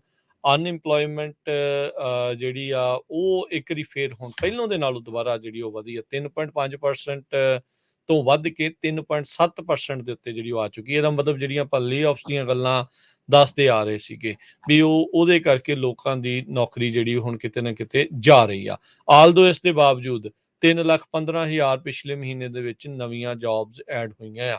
ਜਿਹੜੇ ਇਕਨੋਮਿਕ ਮਾਹਰ ਨੇ, ਅਰਥ ਸ਼ਾਸਤਰੀ ਨੇ, ਉਹ ਉਹਨਾਂ ਦੀਆਂ ਕਿਆਸ ਲਾਈਆਂ ਸੀਗੀਆਂ ਵੀ 3 ਲੱਖ ਜੌਬਾਂ ਜਿਹੜੀਆਂ ਉਹ ਐਡ ਹੋਣਗੀਆਂ। ਅਨਇੰਪਲੋਇਮੈਂਟ 0.2% ਜਿਹੜੀ ਉਹ ਵਧੀ ਆ। ਥੋੜੇ ਦਿਨ ਪਹਿਲਾਂ ਆਪਾਂ ਖਬਰ ਕੀਤੀ ਸੀ ਵੀ ਤਕਰੀਬਨ 11 ਮਿਲੀਅਨ ਜੌਬਸ ਅਵੇਲੇਬਲ ਨੇ ਇੱਕ ਬੰਦੇ ਦੇ ਲਈ। 5.6 ਕਿ 5.7 ਲੋਕ ਜਿਹੜੇ ਅਨਇੰਪਲੋਇਡ ਜਾਂ ਜਿਹੜੀ ਨੌਕਰੀ ਦੀ ਭਾਲ ਦੇ ਵਿੱਚ ਲੋਕ ਨੇ ਉਹ ਇੰਨੇ ਨੇ, ਤੇ ਹਰ ਇੱਕ ਦੇ ਲਈ 2-2 ਜੌਬਸ ਤਕਰੀਬਨ ਉਹ ਪਈਆਂ ਨੇ ਵੀ ਜੇ ਕੋਈ ਕਰਨਾ ਚਾਹੁੰਦਾ ਆ। ਸੋ ਇਹ ਇਸ ਲਈ ਨਾ ਕਿਸੇ ਨੂੰ ਕੋਈ ਸਮਝ ਨਹੀਂ ਆ ਰਹੀ ਵੀ ਇਕੋਨਮੀ ਦਾ ਬਣ ਕੀ ਰਿਹਾ ਆ। ਜਿੱਦਾਂ ਤੁਸੀਂ ਹੁਣ ਜ਼ਿਕਰ ਕੀਤਾ ਉਹਨਾਂ ਮੁਲਕਾਂ ਦਾ ਜਿੱਥੇ 100% ਤੋਂ ਵੀ ਉੱਤੇ ਜਿਹੜੀ ਇਨਫਲੇਸ਼ਨ ਆ ਉਸਨੇ ਲੋਕਾਂ ਦਾ ਲੱਕ ਜਿਹੜਾ ਉਹ ਤੋੜਿਆ ਹੈਗਾ ਆ। ਸੋ ਇਹ ਬੜੀ ਵੱਡੀ ਇੱਕ ਜਿਹੜੀ ਸਮੱਸਿਆ ਆ ਉਹ ਚੱਲ ਰਹੀ ਆ ਵੀ ਕੁਛ ਪਤਾ ਜਿਹੜਾ ਉਹ ਨਹੀਂ ਲੱਗ ਰਿਹਾ। ਯੂਐਸ ਨੇ ਜਿਹੜੇ ਪੈਨੇਡੈਮਿਕ ਦੇ ਕਰਕੇ 21 ਮਿਲੀਅਨ ਜੌਬਸ ਲੂਜ਼ ਕੀਤੀਆਂ ਸੀਗੀਆਂ ਜਦੋਂ ਤੋਂ ਸ਼ੁਰੂਆਤ ਹੋਈਆਂ ਆ, ਉਸ ਨੂੰ ਕਹਿੰਦੇ ਆ ਵੀ ਰਿਕਵਰ ਕਰ ਲਿਆ ਗਿਆ ਆ। ਤਕਰੀਬਨ ਉਹ ਸਾਰੀਆਂ ਜੌਬਸ ਦੁਬਾਰਾ ਭਰ ਚੁੱਕੀਆਂ ਨੇ। ਇਹੀ ਨਹੀਂ 2022 ਦੇ ਵਿੱਚ ਹੁਣ ਤੱਕ ਆਲਰੇਡੀ ਆਪਾਂ 8 ਮਹੀਨੇ ਲੰਘੇ ਨੇ, 3 ਮਿਲੀਅਨ ਨਵੀਆਂ ਜੌਬਸ ਇਕੱਲੀਆਂ 2022 ਦੇ ਵਿੱਚ ਐਡ ਹੋਈਆਂ ਨੇ। ਇੱਥੋਂ ਤੱਕ ਕਿ ਬਿਜ਼ਨੈਸਿਸ ਜਾਣਦੇ ਨੇ, ਜਿਹੜੇ ਬਿਜ਼ਨਸ ਓਨਰਸ ਆ, ਵੀ ਉਹਨਾਂ ਨੂੰ ਹਾਇਰ ਕਰਨ ਦੇ ਲਈ, ਵਰਕਰ ਹਾਇਰ ਕਰਨ ਦੇ ਲਈ ਕਿੰਨਾ ਜਿਹੜਾ ਕੰਮ ਔਖਾ ਹੋ ਰਿਹਾ ਆ, ਵੀ ਡਿਮਾਂਡ ਇੰਨੀ ਜ਼ਿਆਦਾ ਹੈ ਵਰਕਰਸ ਦੀ ਵੀ ਉਹ ਪੂਰੀਆਂ ਹੀ ਜਿਹੜੀਆਂ ਉਹ ਨਹੀਂ ਹੋ ਰਹੀਆਂ, ਉਤੋਂ ਵੇਜਸ ਵੀ ਨਾਲ ਇਸ ਦੇ ਵਿੱਚ ਵੱਧ ਰਹੀਆਂ ਨੇ। ਸੋ ਕਿਸੇ ਦੀ ਪਕੜ, ਇਕਨੋਮਿਸਟ ਦੀ ਇਹ ਜਿਹੜੀ ਪਕੜ ਇਸ ਇਕੋਨਮੀ ਦੇ ਉੱਤੇ ਉਹ ਹਾਲ ਦੀ ਘੜੀ ਇਦਾਂ ਹੀ ਆ, ਹਵਾ 'ਚ ਤੀਰ ਛੱਡਣ ਵਾਲੀ ਗੱਲ ਇਹਨਾਂ ਸਾਰਿਆਂ ਦੀ ਬਣੀ ਪਈ ਆ, ਪਰ ਕਿਸੇ ਨੂੰ ਪਤਾ ਨਹੀਂ ਲੱਗ ਰਿਹਾ ਵੀ ਹੋਣਾ ਕੀ ਆ। ਉਧਰ ਐਲਿਜ਼ਾਬੈਥ ਵਾਰਨ ਨੇ ਕੱਲ ਪਰਸੋਂ ਦੇ ਵਿੱਚ ਖਦਸ਼ਾ ਪ੍ਰਗਟਾਇਆ ਆ ਜਾਂ ਚਿੰਤਾ ਜ਼ਾਹਰ ਜਿਹੜੀ ਉਹ ਕੀਤੀ ਆ ਵੀ ਫੈਡ ਨੇ ਇਨਫਲੇਸ਼ਨ ਤੇ ਕਾਬੂ ਪਾਉਣ ਦੇ ਲਈ ਇੰਟਰਸਟ ਰੇਟਸ ਨੂੰ ਲਗਾਤਾਰ ਹੋਰ ਵਧਾਉਣਾ ਆ। ਉਹਨਾਂ ਨੇ ਇਹ ਚਿੰਤਾ ਜ਼ਾਹਰ ਕੀਤੀ ਵੀ ਇਦਾਂ ਕਰਨ ਦੇ ਨਾਲ ਰਿਸੈਸ਼ਨ ਬਹੁਤ ਰੀਅਲ ਹੋਊਗਾ ਤੇ ਬਹੁਤ ਸਾਰੇ ਲੋਕਾਂ ਨੂੰ ਆਪਣੀਆਂ ਜੌਬਸ ਤੋਂ ਹੱਥ ਧੋਣਾ ਜਿਹੜਾ ਉਹ ਪੈ ਸਕਦਾ ਆ। ਸੋ ਇਹ ਦੋ ਧਾਰੀ ਤਲਵਾਰ ਆ, ਜਾਂ ਤੇ ਮਹਿੰਗਾਈ ਤੇ ਕਾਬੂ ਹੋਊਗਾ ਜਾਂ ਜੌਬਸ ਦੇ ਉੱਤੇ। ਤੇ ਜੇ ਜੌਬਸ ਬਚਦੀਆਂ ਤੇ ਮਹਿੰਗਾਈ ਵੱਧਦੀ ਜਾਂਦੀ ਆ, ਤੇ ਜੇ ਮਹਿੰਗਾਈ ਤੇ ਕਾਬੂ ਪੈਂਦਾ ਤੇ ਜੌਬਸ ਘਟਦੀਆਂ ਆ। ਸੋ ਇਸ ਦੇ ਲਈ ਬੈਲੈਂਸ ਬਣਾਉਣਾ ਇਹ ਬੜਾ ਔਖਾ ਆ। ਪਰ ਬੀਤੇ ਇਸੇ ਹਫਤੇ ਦੇ ਵਿੱਚ ਫੈਡਰਲ ਰਿਜ਼ਰਵ ਦੇ ਜਿਹੜੇ ਚੇਅਰ ਜਰੋਮ ਪਾਵਲ, ਉਹਨਾਂ ਨੇ ਸਪਸ਼ਟ ਤਾਂ ਕਰਤਾ ਸੀਗਾ ਵੀ ਭਾਈ ਅਸੀਂ ਅਜੇ ਹਾਲ ਦੀ ਘੜੀ ਆਪਣੀ ਪਾਲਿਸੀ ਦੇ ਵਿੱਚ ਕੋਈ ਵੀ ਢਿੱਲ ਮੱਠ ਜਿਹੜੀ ਉਹ ਨਹੀਂ ਦੇਣੀ। ਅਸੀਂ ਲਗਾਤਾਰ ਇੰਟਰਸਟ ਰੇਟ ਨੂੰ ਉਨੀ ਦੇਰ ਤੱਕ ਵਧਾਉਣਾ ਜਿੰਨੀ ਦੇਰ ਤੱਕ ਇਨਫਲੇਸ਼ਨ, ਮਹਿੰਗਾਈ ਦੇ ਉੱਤੇ ਕਾਬੂ ਜਿਹੜਾ ਆ ਉਹ ਨਹੀਂ ਪੈ ਜਾਂਦਾ। ਸੋ ਇੱਕ ਦੋ ਵਾਰੀ ਹੋਰ ਦੋ ਮੀਟਿੰਗਸ ਜਿਹੜੀਆਂ ਇਹਨਾਂ ਦੀਆਂ ਇਸ ਸਾਲ ਦੇ ਵਿੱਚ ਪਈਆਂ ਨੇ, ਅਜੇ 2-3 ਮੀਟਿੰਗਸ, ਉਹਦੇ ਵਿੱਚ 2 ਵਾਰੀ ਅੱਧੇ ਤੋਂ ਪੌਣਾ % ਪਰ ਮੀਟਿੰਗ ਦੇ ਵਿੱਚ ਇੰਟਰਸਟ ਰੇਟ ਵਧਣ ਦੀਆਂ ਸੰਭਾਵਨਾਵਾਂ ਜਤਾਈਆਂ ਜਾ ਰਹੀਆਂ ਨੇ। ਜੀ ਬਿਲਕੁਲ। 3,15,000 ਜੌਬਸ ਐਡ ਹੋਣ ਦੇ ਨਾਲ ਤੇ ਅਨਪਲਾਇਮੈਂਟ 3.7% ਜਾਣ ਦੇ ਨਾਲ ਇੱਕ ਟਾਈਮ ਦੇ ਉੱਤੇ ਸਵੇਰੇ ਜਦੋਂ ਸਟਾਕ ਮਾਰਕੀਟ ਖੁੱਲੀ ਸੀ 300 ਤੋਂ ਵੱਧ ਪੁਆਇੰਟ ਡਾਓ ਜੋਨ ਇੰਡਸਟਰੀਅਲ ਉੱਪਰ ਗਿਆ ਸੀ। ਜਿਸ ਟਾਈਮ ਆਪਾਂ ਤੁਹਾਡੇ ਨਾਲ ਗੱਲਬਾਤ ਕਰ ਰਹੇ ਹਾਂ, ਹੁਣ ਡਾਓ ਜੋਨ ਇੰਡਸਟਰੀਅਲ 166.7 ਉੱਪਰ ਆ, S&P 21.39 ਤੇ ਨੈਸਡੈਕ 38.05 ਉੱਪਰ ਹੈਗਾ ਆ। ਅਗਲੀ ਖਬਰ ਵੱਲ ਚਲੀਏ ਤੇ UN ਦੀ ਟੀਮ ਯੂਕਰੇਨ ਦੇ ਨਿਊਕਲੀਅਰ ਪਲਾਂਟ ਦੇ ਉੱਤੇ ਪਹੁੰਚੀ ਹੋਈ ਆ ਤੇ ਅੱਜ ਉਹਨਾਂ ਨੇ ਇਹ ਕਹਿਤਾ ਵੀ ਅਸੀਂ ਹੁਣ ਇੱਥੋਂ ਕਿਤੇ ਨਹੀਂ ਜਾ ਰਹੇ ਹੈਗੇ। Head of international atomic energy commission Rafael Grossi, ਉਹਨਾਂ ਨੇ ਇਹ ਕਿਹਾ ਆ ਵੀ ਜੋ inspectors Russian occupied Zaporizhzhia nuclear plant 'ਚ ਪਹੁੰਚੇ ਹੋਏ ਆ, ਉਹ ਉਸ ਫੈਸਿਲਿਟੀ ਦੇ ਉੱਤੇ ਹੀ ਰਹਿਣਗੇ, ਕਿਤੇ ਨਹੀਂ ਜਾਣਗੇ, ਕਿਉਂਕਿ ਖਤਰਾ ਬਹੁਤ ਵੱਡਾ ਬਣਿਆ ਹੋਇਆ ਹੈ। ਕਿਸੇ ਤਰ੍ਹਾਂ ਦੀ ਕੋਈ ਅਣਸਕਾਮੀ ਘਟਨਾ ਉੱਥੇ ਵਾਪਰ ਨਾ ਜਾਵੇ। ਇਹਦੇ ਸੰਬੰਧ ਦੇ ਵਿੱਚ ਰਸ਼ੀਆ ਦੇ ਫੋਰਨ ਮਿਨਿਸਟਰ ਸਰਜੇ ਲੈਵਰੋਵ, ਉਹਨਾਂ ਨੇ ਵਾਰਨਿੰਗ ਦਿੱਤੀ ਆ ਮਾਲਡੋਵਾ ਦੇ ਵਿੱਚ ਵੀ ਜੇ ਸਾਡੀ ਥ੍ਰੈਟ ਨੂੰ ਜੇ ਸਾਡੀ ਸਿਕਿਉਰਿਟੀ ਨੂੰ ਕਿਸੇ ਤਰ੍ਹਾਂ ਦੀ ਥ੍ਰੈਟ ਹੋਈ ਤਾਂ ਰਸ਼ੀਅਨ ਫੋਰਸਿਸ ਇਸ ਏਰੀਏ ਦੇ ਵਿੱਚ ਪੂਰੀ ਤਰ੍ਹਾਂ ਦੇ ਨਾਲ ਅਟੈਕ ਕਰ ਦੇਣਗੇ। ਸੋ ਹੁਣ ਇਹ ਸਿਚੁਏਸ਼ਨ ਇੱਕ ਹੋਰ ਵੀ ਜ਼ਿਆਦਾ ਜਿਹੜੀ ਆ ਖਤਰਨਾਕ ਬਣ ਗਈ ਆ ਵੀ ਇੰਟਰਨੈਸ਼ਨਲ ਐਟੋਮਿਕ એનર્ਜੀ ਕਮਿਸ਼ਨ ਦੇ ਜੋ ਮੈਂਬਰਸ ਹੈਗੇ ਆ ਉਹ ਹੁਣ ਉੱਥੇ ਪਹੁੰਚ ਗਏ ਤੇ ਉਹ ਕਹਿੰਦੇ ਹੁਣ ਅਸੀਂ ਰਹਿਣਾ ਹੀ ਇੱਥੇ ਹੈਗਾ। ਤੇ ਰਸ਼ੀਆ ਲਈ ਇੱਕ ਹੋਰ ਹੁਣ ਹੈਡਿਕ ਇਹ ਬਣਿਆ ਹੈਗਾ ਜਿਹੜਾ ਉਹਨਾਂ ਨੇ ਉੱਥੇ ਕਬਜ਼ੇ 'ਚ ਕੀਤਾ ਹੋਇਆ। ਜੀ ਹਰਜੋਤ ਸਿੰਘ ਜੀ, ਇਹਦੇ ਵਿੱਚ ਇੱਕ ਹੋਰ ਚਿੰਤਾ ਜਿਹੜੀ ਉਹ ਨਵੀਂ ਆ ਗਈ ਆ। ਚਲੋ ਯੂਕਰੇਨ ਦੇ ਨਾਲ ਤਾਂ ਰੂਸ ਨੇ ਪੰਗਾ ਲਿਆ ਹੀ ਲਿਆ ਹੋਏਗਾ ਆ ਵੀ ਉੱਥੇ ਉਹਨਾਂ ਤੇ ਚੜ੍ਹਾਈ ਕੀਤੀ ਆ। ਉਧਰ ਮਾਲਡੋਵਾ ਨੂੰ ਵਾਰਨਿੰਗ ਦੇ ਛੱਡੀ ਆ। ਮਾਲਡੋਵਾ ਉਸ ਦੇ ਲਾਗੇ ਹੀ ਇੱਕ ਹੋਰ ਜਿਹੜਾ ਉਹ ਮੁਲਕ ਹੈਗਾ ਆ। ਰੂਸ ਨੇ ਮਾਲਡੋਵਾ ਨੂੰ ਵਾਰਨਿੰਗ ਜਿਹੜੀ ਉਹ ਦੇ ਦਿੱਤੀ ਹੈ। ਇਹ ਵੀ ਹੋ ਸਕਦਾ ਹੈ ਹਰਜੋਤ ਸਿੰਘ ਜੀ ਯੂਕਰੇਨ ਦੇ ਵਿੱਚੋਂ ਇਹਨਾਂ ਦੀ ਜਿਹੜੀ ਸੋ ਕਾਲਡ ਜਿਹੜਾ ਮਿਲਟਰੀ ਐਕਸ਼ਨ, ਕਹਿੰਦੇ ਵੀ ਛੋਟਾ ਜਿਹਾ ਮਿਲਟਰੀ ਐਕਸ਼ਨ ਕਰਨਾ, ਜਿਸ ਨੂੰ ਕਈ ਮਹੀਨੇ ਆਲਰੇਡੀ 6 ਮਹੀਨੇ ਦਾ ਵਕਤ ਹੋ ਚੁੱਕਾ ਆ ਵੀ ਉਹ ਤਾਂ ਪੂਰਾ ਨਹੀਂ ਹੋਇਆ। ਪਰ ਉਸ ਦੇ ਨਾਲ ਜਿਹੜਾ ਆ ਵੀ ਮਾਲਡੋਵਾ ਦੇ ਉੱਤੇ ਵੀ ਇਹ ਕਿਤੇ ਹਮਲਾ ਜਿਹੜਾ ਉਹ ਨਾ ਕਰ ਦੇਣ। ਸੋ ਇਹ ਹੁਣ ਦੇਖਣ ਵਾਲੀ ਗੱਲ ਰਹੂਗੀ ਵੀ ਉਸ ਮੁਲਕ ਦਾ ਕੋਈ ਹੈ ਵਾਲੀ ਵਾਰਸ ਜਾਂ ਨਹੀਂ, ਇਹ ਦੇਖਣ ਵਾਲੀ ਗੱਲ ਜਿਹੜੀ ਉਹ ਰਹਿਣੀ ਆ। ਸੋ ਯੂਰਪੀਅਨ ਸੰਘ ਦੇ ਜਿਹੜੇ ਚੀਫ ਆ ਉਹਨਾਂ ਨੇ ਕਿਹਾ ਆ ਵੀ ਰਸ਼ੀਅਨ ਪਾਈਪਲਾਈਨ ਗੈਸ ਦੇ ਉੱਤੇ ਕਹਿੰਦੇ ਵੀ ਅਸੀਂ ਪ੍ਰਾਈਸ ਕੈਪ ਜਿਹੜਾ ਉਹ ਲਾਉਣ ਜਾ ਰਹੇ ਹਾਂ। ਸੋ ਉਹਦੇ ਕਰਕੇ ਤੇਲ ਜਿਹੜਾ ਆਇਲ ਫਿਊਚਰ ਜਿਸ ਨੂੰ ਆਖਦੇ ਆ ਉਹਦੇ ਪ੍ਰਾਈਸਿਸ ਜਿਹੜੇ ਆ ਉਹ ਵੱਧ ਗਏ ਆ। ਸੋ ਪ੍ਰਾਈਸ ਕੈਪ ਲਾਉਣ ਦੀ ਰੂਸੀ ਤੇਲ ਦੇ ਉੱਤੇ ਜਿਹੜੀ ਗੱਲ ਆ ਉਸ ਦੇ ਨਾਲ ਉਸ ਚੀਜ਼ ਦੇ ਵਿੱਚ ਫਰਕ ਜਿਹੜਾ ਉਹ ਪੈ ਗਿਆ ਹੈਗਾ ਆ। ਸੋ ਕਈ ਮਹੀਨੇ ਹਰਜੋਤ ਸਿੰਘ ਜੀ ਹੋ ਗਏ ਆ।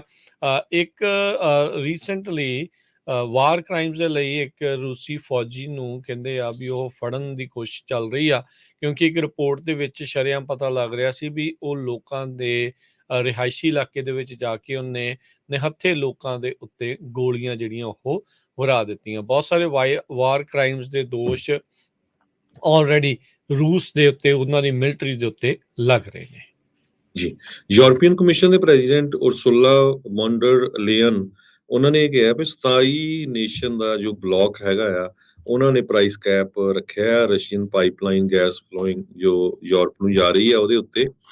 ਤੇ ਉਹਨਾਂ ਨੇ ਇਹ ਵੀ ਕਿਹਾ ਆ ਵੀ ਹੁਣ ਸਮਾਂ ਆ ਗਿਆ ਆ ਵੀ ਸਾਨੂੰ ਪ੍ਰਾਈਸ ਕੈਪ ਇਹਦੇ ਉੱਤੇ ਰੱਖਣਾ ਚਾਹੀਦਾ ਆ। ਇਦਾਂ ਹੀ ਬੈਲਜੀਅਮ ਦੇ ਜੋ એનર્ਜੀ ਮਿਨਿਸਟਰ ਆ ਟਿਨਰ ਵੈਂਡਰ ਸਟ੍ਰੈਟਨ ਉਹਨਾਂ ਨੇ ਵਾਰਨਿੰਗ ਦਿੱਤੀ ਆ ਵੀ ਆਉਣ ਵਾਲੀਆਂ 5 ਤੋਂ 10 ਵਿੰਟਰਸ ਜੋ ਆ ਯੂਰਪ ਦੇ ਵਿੱਚ ਬਹੁਤ ਹੀ ਟੈਰੀਬਲ ਹੋਣੀਆਂ, ਬਹੁਤ ਹੀ ਖਤਰਨਾਕ ਹੋਣਗੀਆਂ, ਕਿਉਂਕਿ ਉੱਥੇ ਗੈਸ ਦੀ ਸ਼ਾਰਟੇਜ ਬਹੁਤ ਆ ਤੇ ਪ੍ਰਾਈਸਿਸ ਕੀਮਤਾਂ ਜੋ ਆ ਬਹੁਤ ਜ਼ਿਆਦਾ ਵੱਧ ਗਈਆਂ ਹੈਗੀਆਂ। ਜੀ ਜੀ ਬਿਲਕੁਲ। ਤੇ ਹਰਜੋਤ ਸਿੰਘ ਜੀ ਆਪਾਂ ਇੱਥੇ ਇੱਕ ਬ੍ਰੇਕ ਲੈ ਲੈਂਦੇ ਹਾਂ, ਬ੍ਰੇਕ ਤੋਂ ਬਾਅਦ ਮੁੜ ਕੇ ਵਾਪਸ ਜਿਹੜਾ ਆਉਂਦੇ ਆ ਤੇ ਖਬਰ ਜਿਹੜੀ ਉਹ ਆ ਰਹੀ ਆ ਇੱਕ NFL ਦੇ ਸਿਤਾਰੇ ਦੇ ਨਾਲ ਜੁੜੀ ਹੋਈ ਵੀ ਕਿਸ ਤਰੀਕੇ ਦੇ ਨਾਲ ਵੈਲਫੇਅਰ ਫੰਡਸ ਦੇ ਵਿੱਚ ਸਕੈਮ ਜਿਹੜਾ ਆ ਇੱਕ ਹਿਸਾਬ ਦੇ ਨਾਲ ਉਹ ਹੋਇਆ ਆ, ਧੋਖਾਧੜੀ ਜਿਹੜੀ ਉਹ ਹੋਈ ਆ ਉਹ ਆਪਾਂ ਸ਼ੇਅਰ ਕਰਾਂਗੇ। ਇੱਦਾਂ ਜੁੜੇ ਰਹੋ ਪੰਜਾਬੀ ਰੇਡੀਓ USA ਦੇ ਨਾਲ।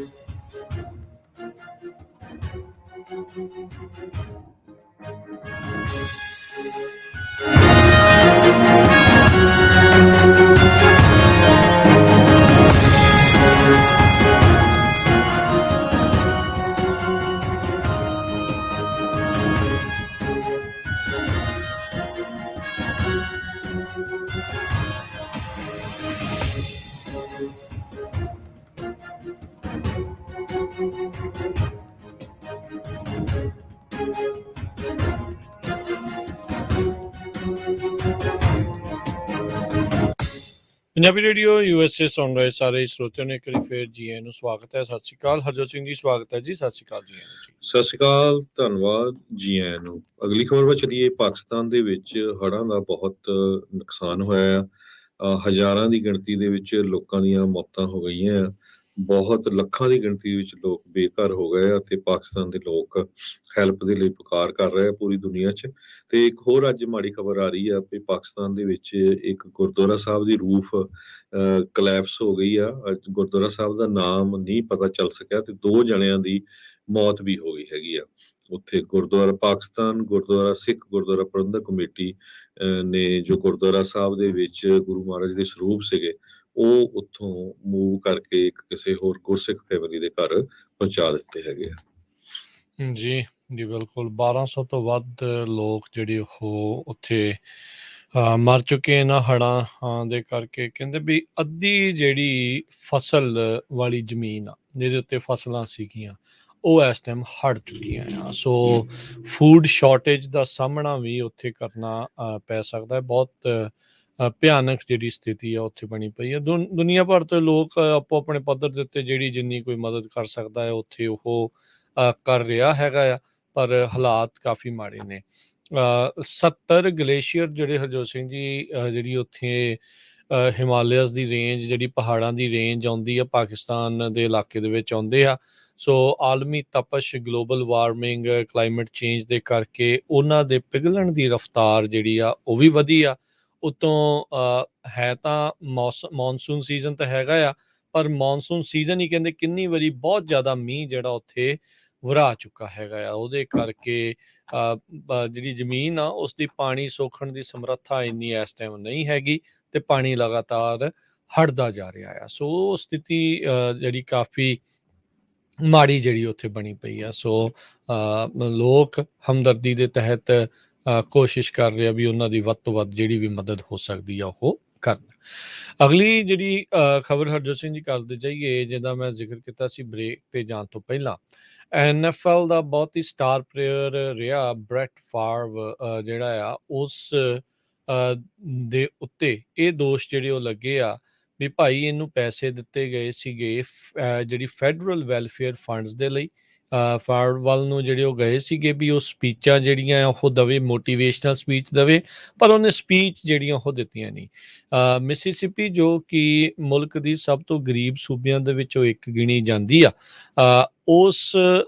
ਉਹਨਾਂ ਦੇ ਦੁਆਰਾ ਜਿਹੜੇ $1.1 ਮਿਲੀਅਨ 2017 ਤੇ 2018 ਜਿਹੜੀ ਆ ਉਸ ਦੇ ਵਿੱਚ ਸਟੇਟ ਆਫ ਮਿਸੀਸਿਪੀ ਦੇ ਦੁਆਰਾ ਇਸ ਸਟਾਰ ਮਲਟੀ ਮਿਲੀਅਨਰ ਐਥਲੀਟ ਨੂੰ ਜਿਹੜੀਆਂ ਮੋਟੀਵੇਸ਼ਨਲ ਸਪੀਚਸ ਦੇਣ ਦੇ ਲਈ ਦਿੱਤੀਆਂ ਗਈਆਂ।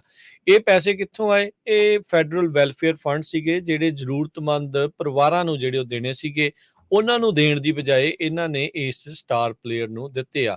ਸਟੇਟ ਆਡੀਟਰ ਨੇ ਜਦ ਇਹ ਉਸ ਨੂੰ ਪਤਾ ਲੱਗਾ ਤਾਂ ਉਹਨਾਂ ਨੇ ਕਿਹਾ ਵੀ ਭਾਈ ਜਾਂ ਤਾਂ ਪੈਸੇ ਵਾਪਸ ਕਰੋ, ਤੇ ਉਹ ਵੀ ਵਿਦ ਇੰਟਰਸਟ। ਕਹਿੰਦੇ ਵੀ ਜਿਹੜੇ ਤਾਂ ਪੈਸੇ ਸਪੀਚਾਂ ਦੇਣ ਦੇ ਲਈ ਬ੍ਰੈਟ ਫਾਰਮ ਨੂੰ ਦਿੱਤੇ ਗਏ ਸੀਗੇ, ਉਹ ਤਾਂ ਉਹਨੇ ਵਾਪਸ ਕਰ ਦਿੱਤੇ, ਪਰ ਅਜੇ ਵੀ $2,28,000 ਬਕਾਇਆ ਪਿਆ ਆ ਇੰਟਰਸਟ ਦਾ, ਜਿਹੜਾ ਉਸ ਨੇ ਦੇਣਾ ਸੀਗਾ। ਸੋ ਹੁਣ ਤੁਸੀਂ ਦੇਖ ਲਓ ਵੀ ਸਟੇਟ ਪਤਾ ਨਹੀਂ ਕੀ ਸੋਚ ਕੇ ਇਦਾਂ ਜਿਹੜਾ ਉਹ ਕਰ ਰਹੇ ਆ। ਉਹਨੂੰ ਪੈਸੇ ਵੀ ਦਿੱਤੇ ਤੇ ਉਹਨੇ ਸਪੀਚਾਂ ਵੀ ਨਹੀਂ ਦਿੱਤੀਆਂ, ਤੇ ਹੁਣ ਮਨੀ ਬੈਕ ਜਿਹੜੀ ਆ ਇੰਟਰਸਟ ਦੇ ਨਾਲ ਵਾਪਸ ਮੰਗੀ ਜਾ ਰਹੀ ਹੈ। ਕਹਿੰਦਾ ਵੀ ਇਹ ਇਕੱਲਾ ਇਹੀ ਨਹੀਂ, ਇਸ ਦੇ ਨਾਲ ਨਾਲ ਇੱਕ ਪ੍ਰੋਫੈਸ਼ਨਲ ਰੈਸਲਰ, ਇੱਕ ਹਾਰਸ ਫਾਰਮ, ਇੱਕ ਵਾਲੀਬਾਲ ਕੰਪਲੈਕਸ, ਇਸ ਸਕੈਂਡਲ ਦੇ ਜਿਹੜੇ ਕਹਿੰਦੇ ਆ ਵੀ ਮੁੱਖ ਕੇਂਦਰ ਬਿੰਦੂ ਇਸ ਟਾਈਮ ਬਣੇ ਪਏ ਨੇ। ਮੁਲਕ ਦੀ ਸਭ ਤੋਂ ਪੂਰਤ ਸਟੇਟ ਮੰਨੀ ਜਾਂਦੀ ਮਿਸੀਸਿਪੀ ਦੇ ਵਿੱਚ ਇਹ ਜਿਹੜੇ ਹਾਲਾਤ ਆ ਉੱਥੇ ਬਣੇ ਪਏ ਹੈਗੇ ਆ। ਸੋ ਜਿਹੜੇ ਸਟੇਟ ਆਡੀਟਰ ਸੀਗੇ, ਉਹਨਾਂ ਨੇ ਆਡਿਟ ਕਰਦੇ ਹੋਏ ਇਸ ਚੀਜ਼ ਨੂੰ ਜਿਹੜਾ ਉਹ ਦੇਖਿਆ ਹੈਗਾ ਆ। ਬ੍ਰੈਡ ਪਿਗਟ ਜਿਹੜੇ ਆ ਉਹਨਾਂ ਨੇ ਇਹ ਸਾਰਾ ਜਿਹੜਾ ਆ ਉਹ ਆਡਿਟ ਕੀਤਾ, ਤੇ ਉਹਨਾਂ ਨੇ ਆਪਣੀ ਟੈਲੀਵਾਈਜ਼ਡ ਇੰਟਰਵਿਊ ਦੇ ਵਿੱਚ ਜਿਹੜਾ ਉਹ ਜਿਹੜੇ ਸੀਗੇ ਨਾ ਵੀ ਉਹਨਾਂ ਨੇ ਕਿਹਾ ਵੀ ਮੈਂ ਤਾਂ ਇਹੀ ਚਾਹੁੰਦਾ ਸੀਗਾ ਵੀ ਭਾਈ US ਟੈਕਸਪੇਅਰ ਫੰਡ ਜਿਹੜੇ ਫੈਡਰਲ ਮਨੀ ਉੱਥੇ ਘੱਲੀ ਗਈ ਸੀਗੀ, ਵੀ ਇਹ ਕਿੱਥੇ ਕਿੱਥੇ ਵੰਡੀ ਜਾਂਦੇ ਆ, ਵੀ ਉਹ ਮੁੜ ਕੇ ਵਾਪਸ ਜਿਹੜੀ ਉਹ ਲਿਆਂਦੀ ਜਾ ਸਕੇ। ਸੋ ਕਹਿੰਦੇ ਵੀ ਜਿਹੜੇ tens of millions of dollar ਸੂਬਿਆਂ ਨੂੰ ਦਿੱਤੇ ਜਾਂਦੇ ਆ, ਵੀ ਜਿਹੜੇ ਗਰੀਬੀ 'ਚ ਨੇ ਲੋਕ, ਉਹਨਾਂ ਦਾ ਪੱਧਰ ਜਿਹੜਾ ਉਹ ਚੱਕਿਆ ਜਾਵੇ, ਉਹਨਾਂ ਨੂੰ ਗਰੀਬੀ ਤੋਂ ਬਾਹਰ ਕੱਢਿਆ ਜਾਵੇ। ਤੇ ਸੂਬੇ ਦੇਖੋ ਕਿਸ ਤਰੀਕੇ ਦੇ ਨਾਲ ਆਲਰੇਡੀ ਮਲਟੀ ਮਿਲੀਅਨੇਰ ਐਥਲੀਟਸ ਆ, ਉਹਨਾਂ ਨੂੰ ਜਿਹੜੇ ਉਹ ਦੇ ਰਹੇ ਨੇ, ਤੇ ਉਤੋਂ ਜਿਸ ਕੰਮ ਨੂੰ ਦਿੱਤੇ ਉਹ ਵੀ ਕੰਮ ਪੂਰਾ ਨਹੀਂ ਕਰ ਰਹੇ ਹੈਗੇ।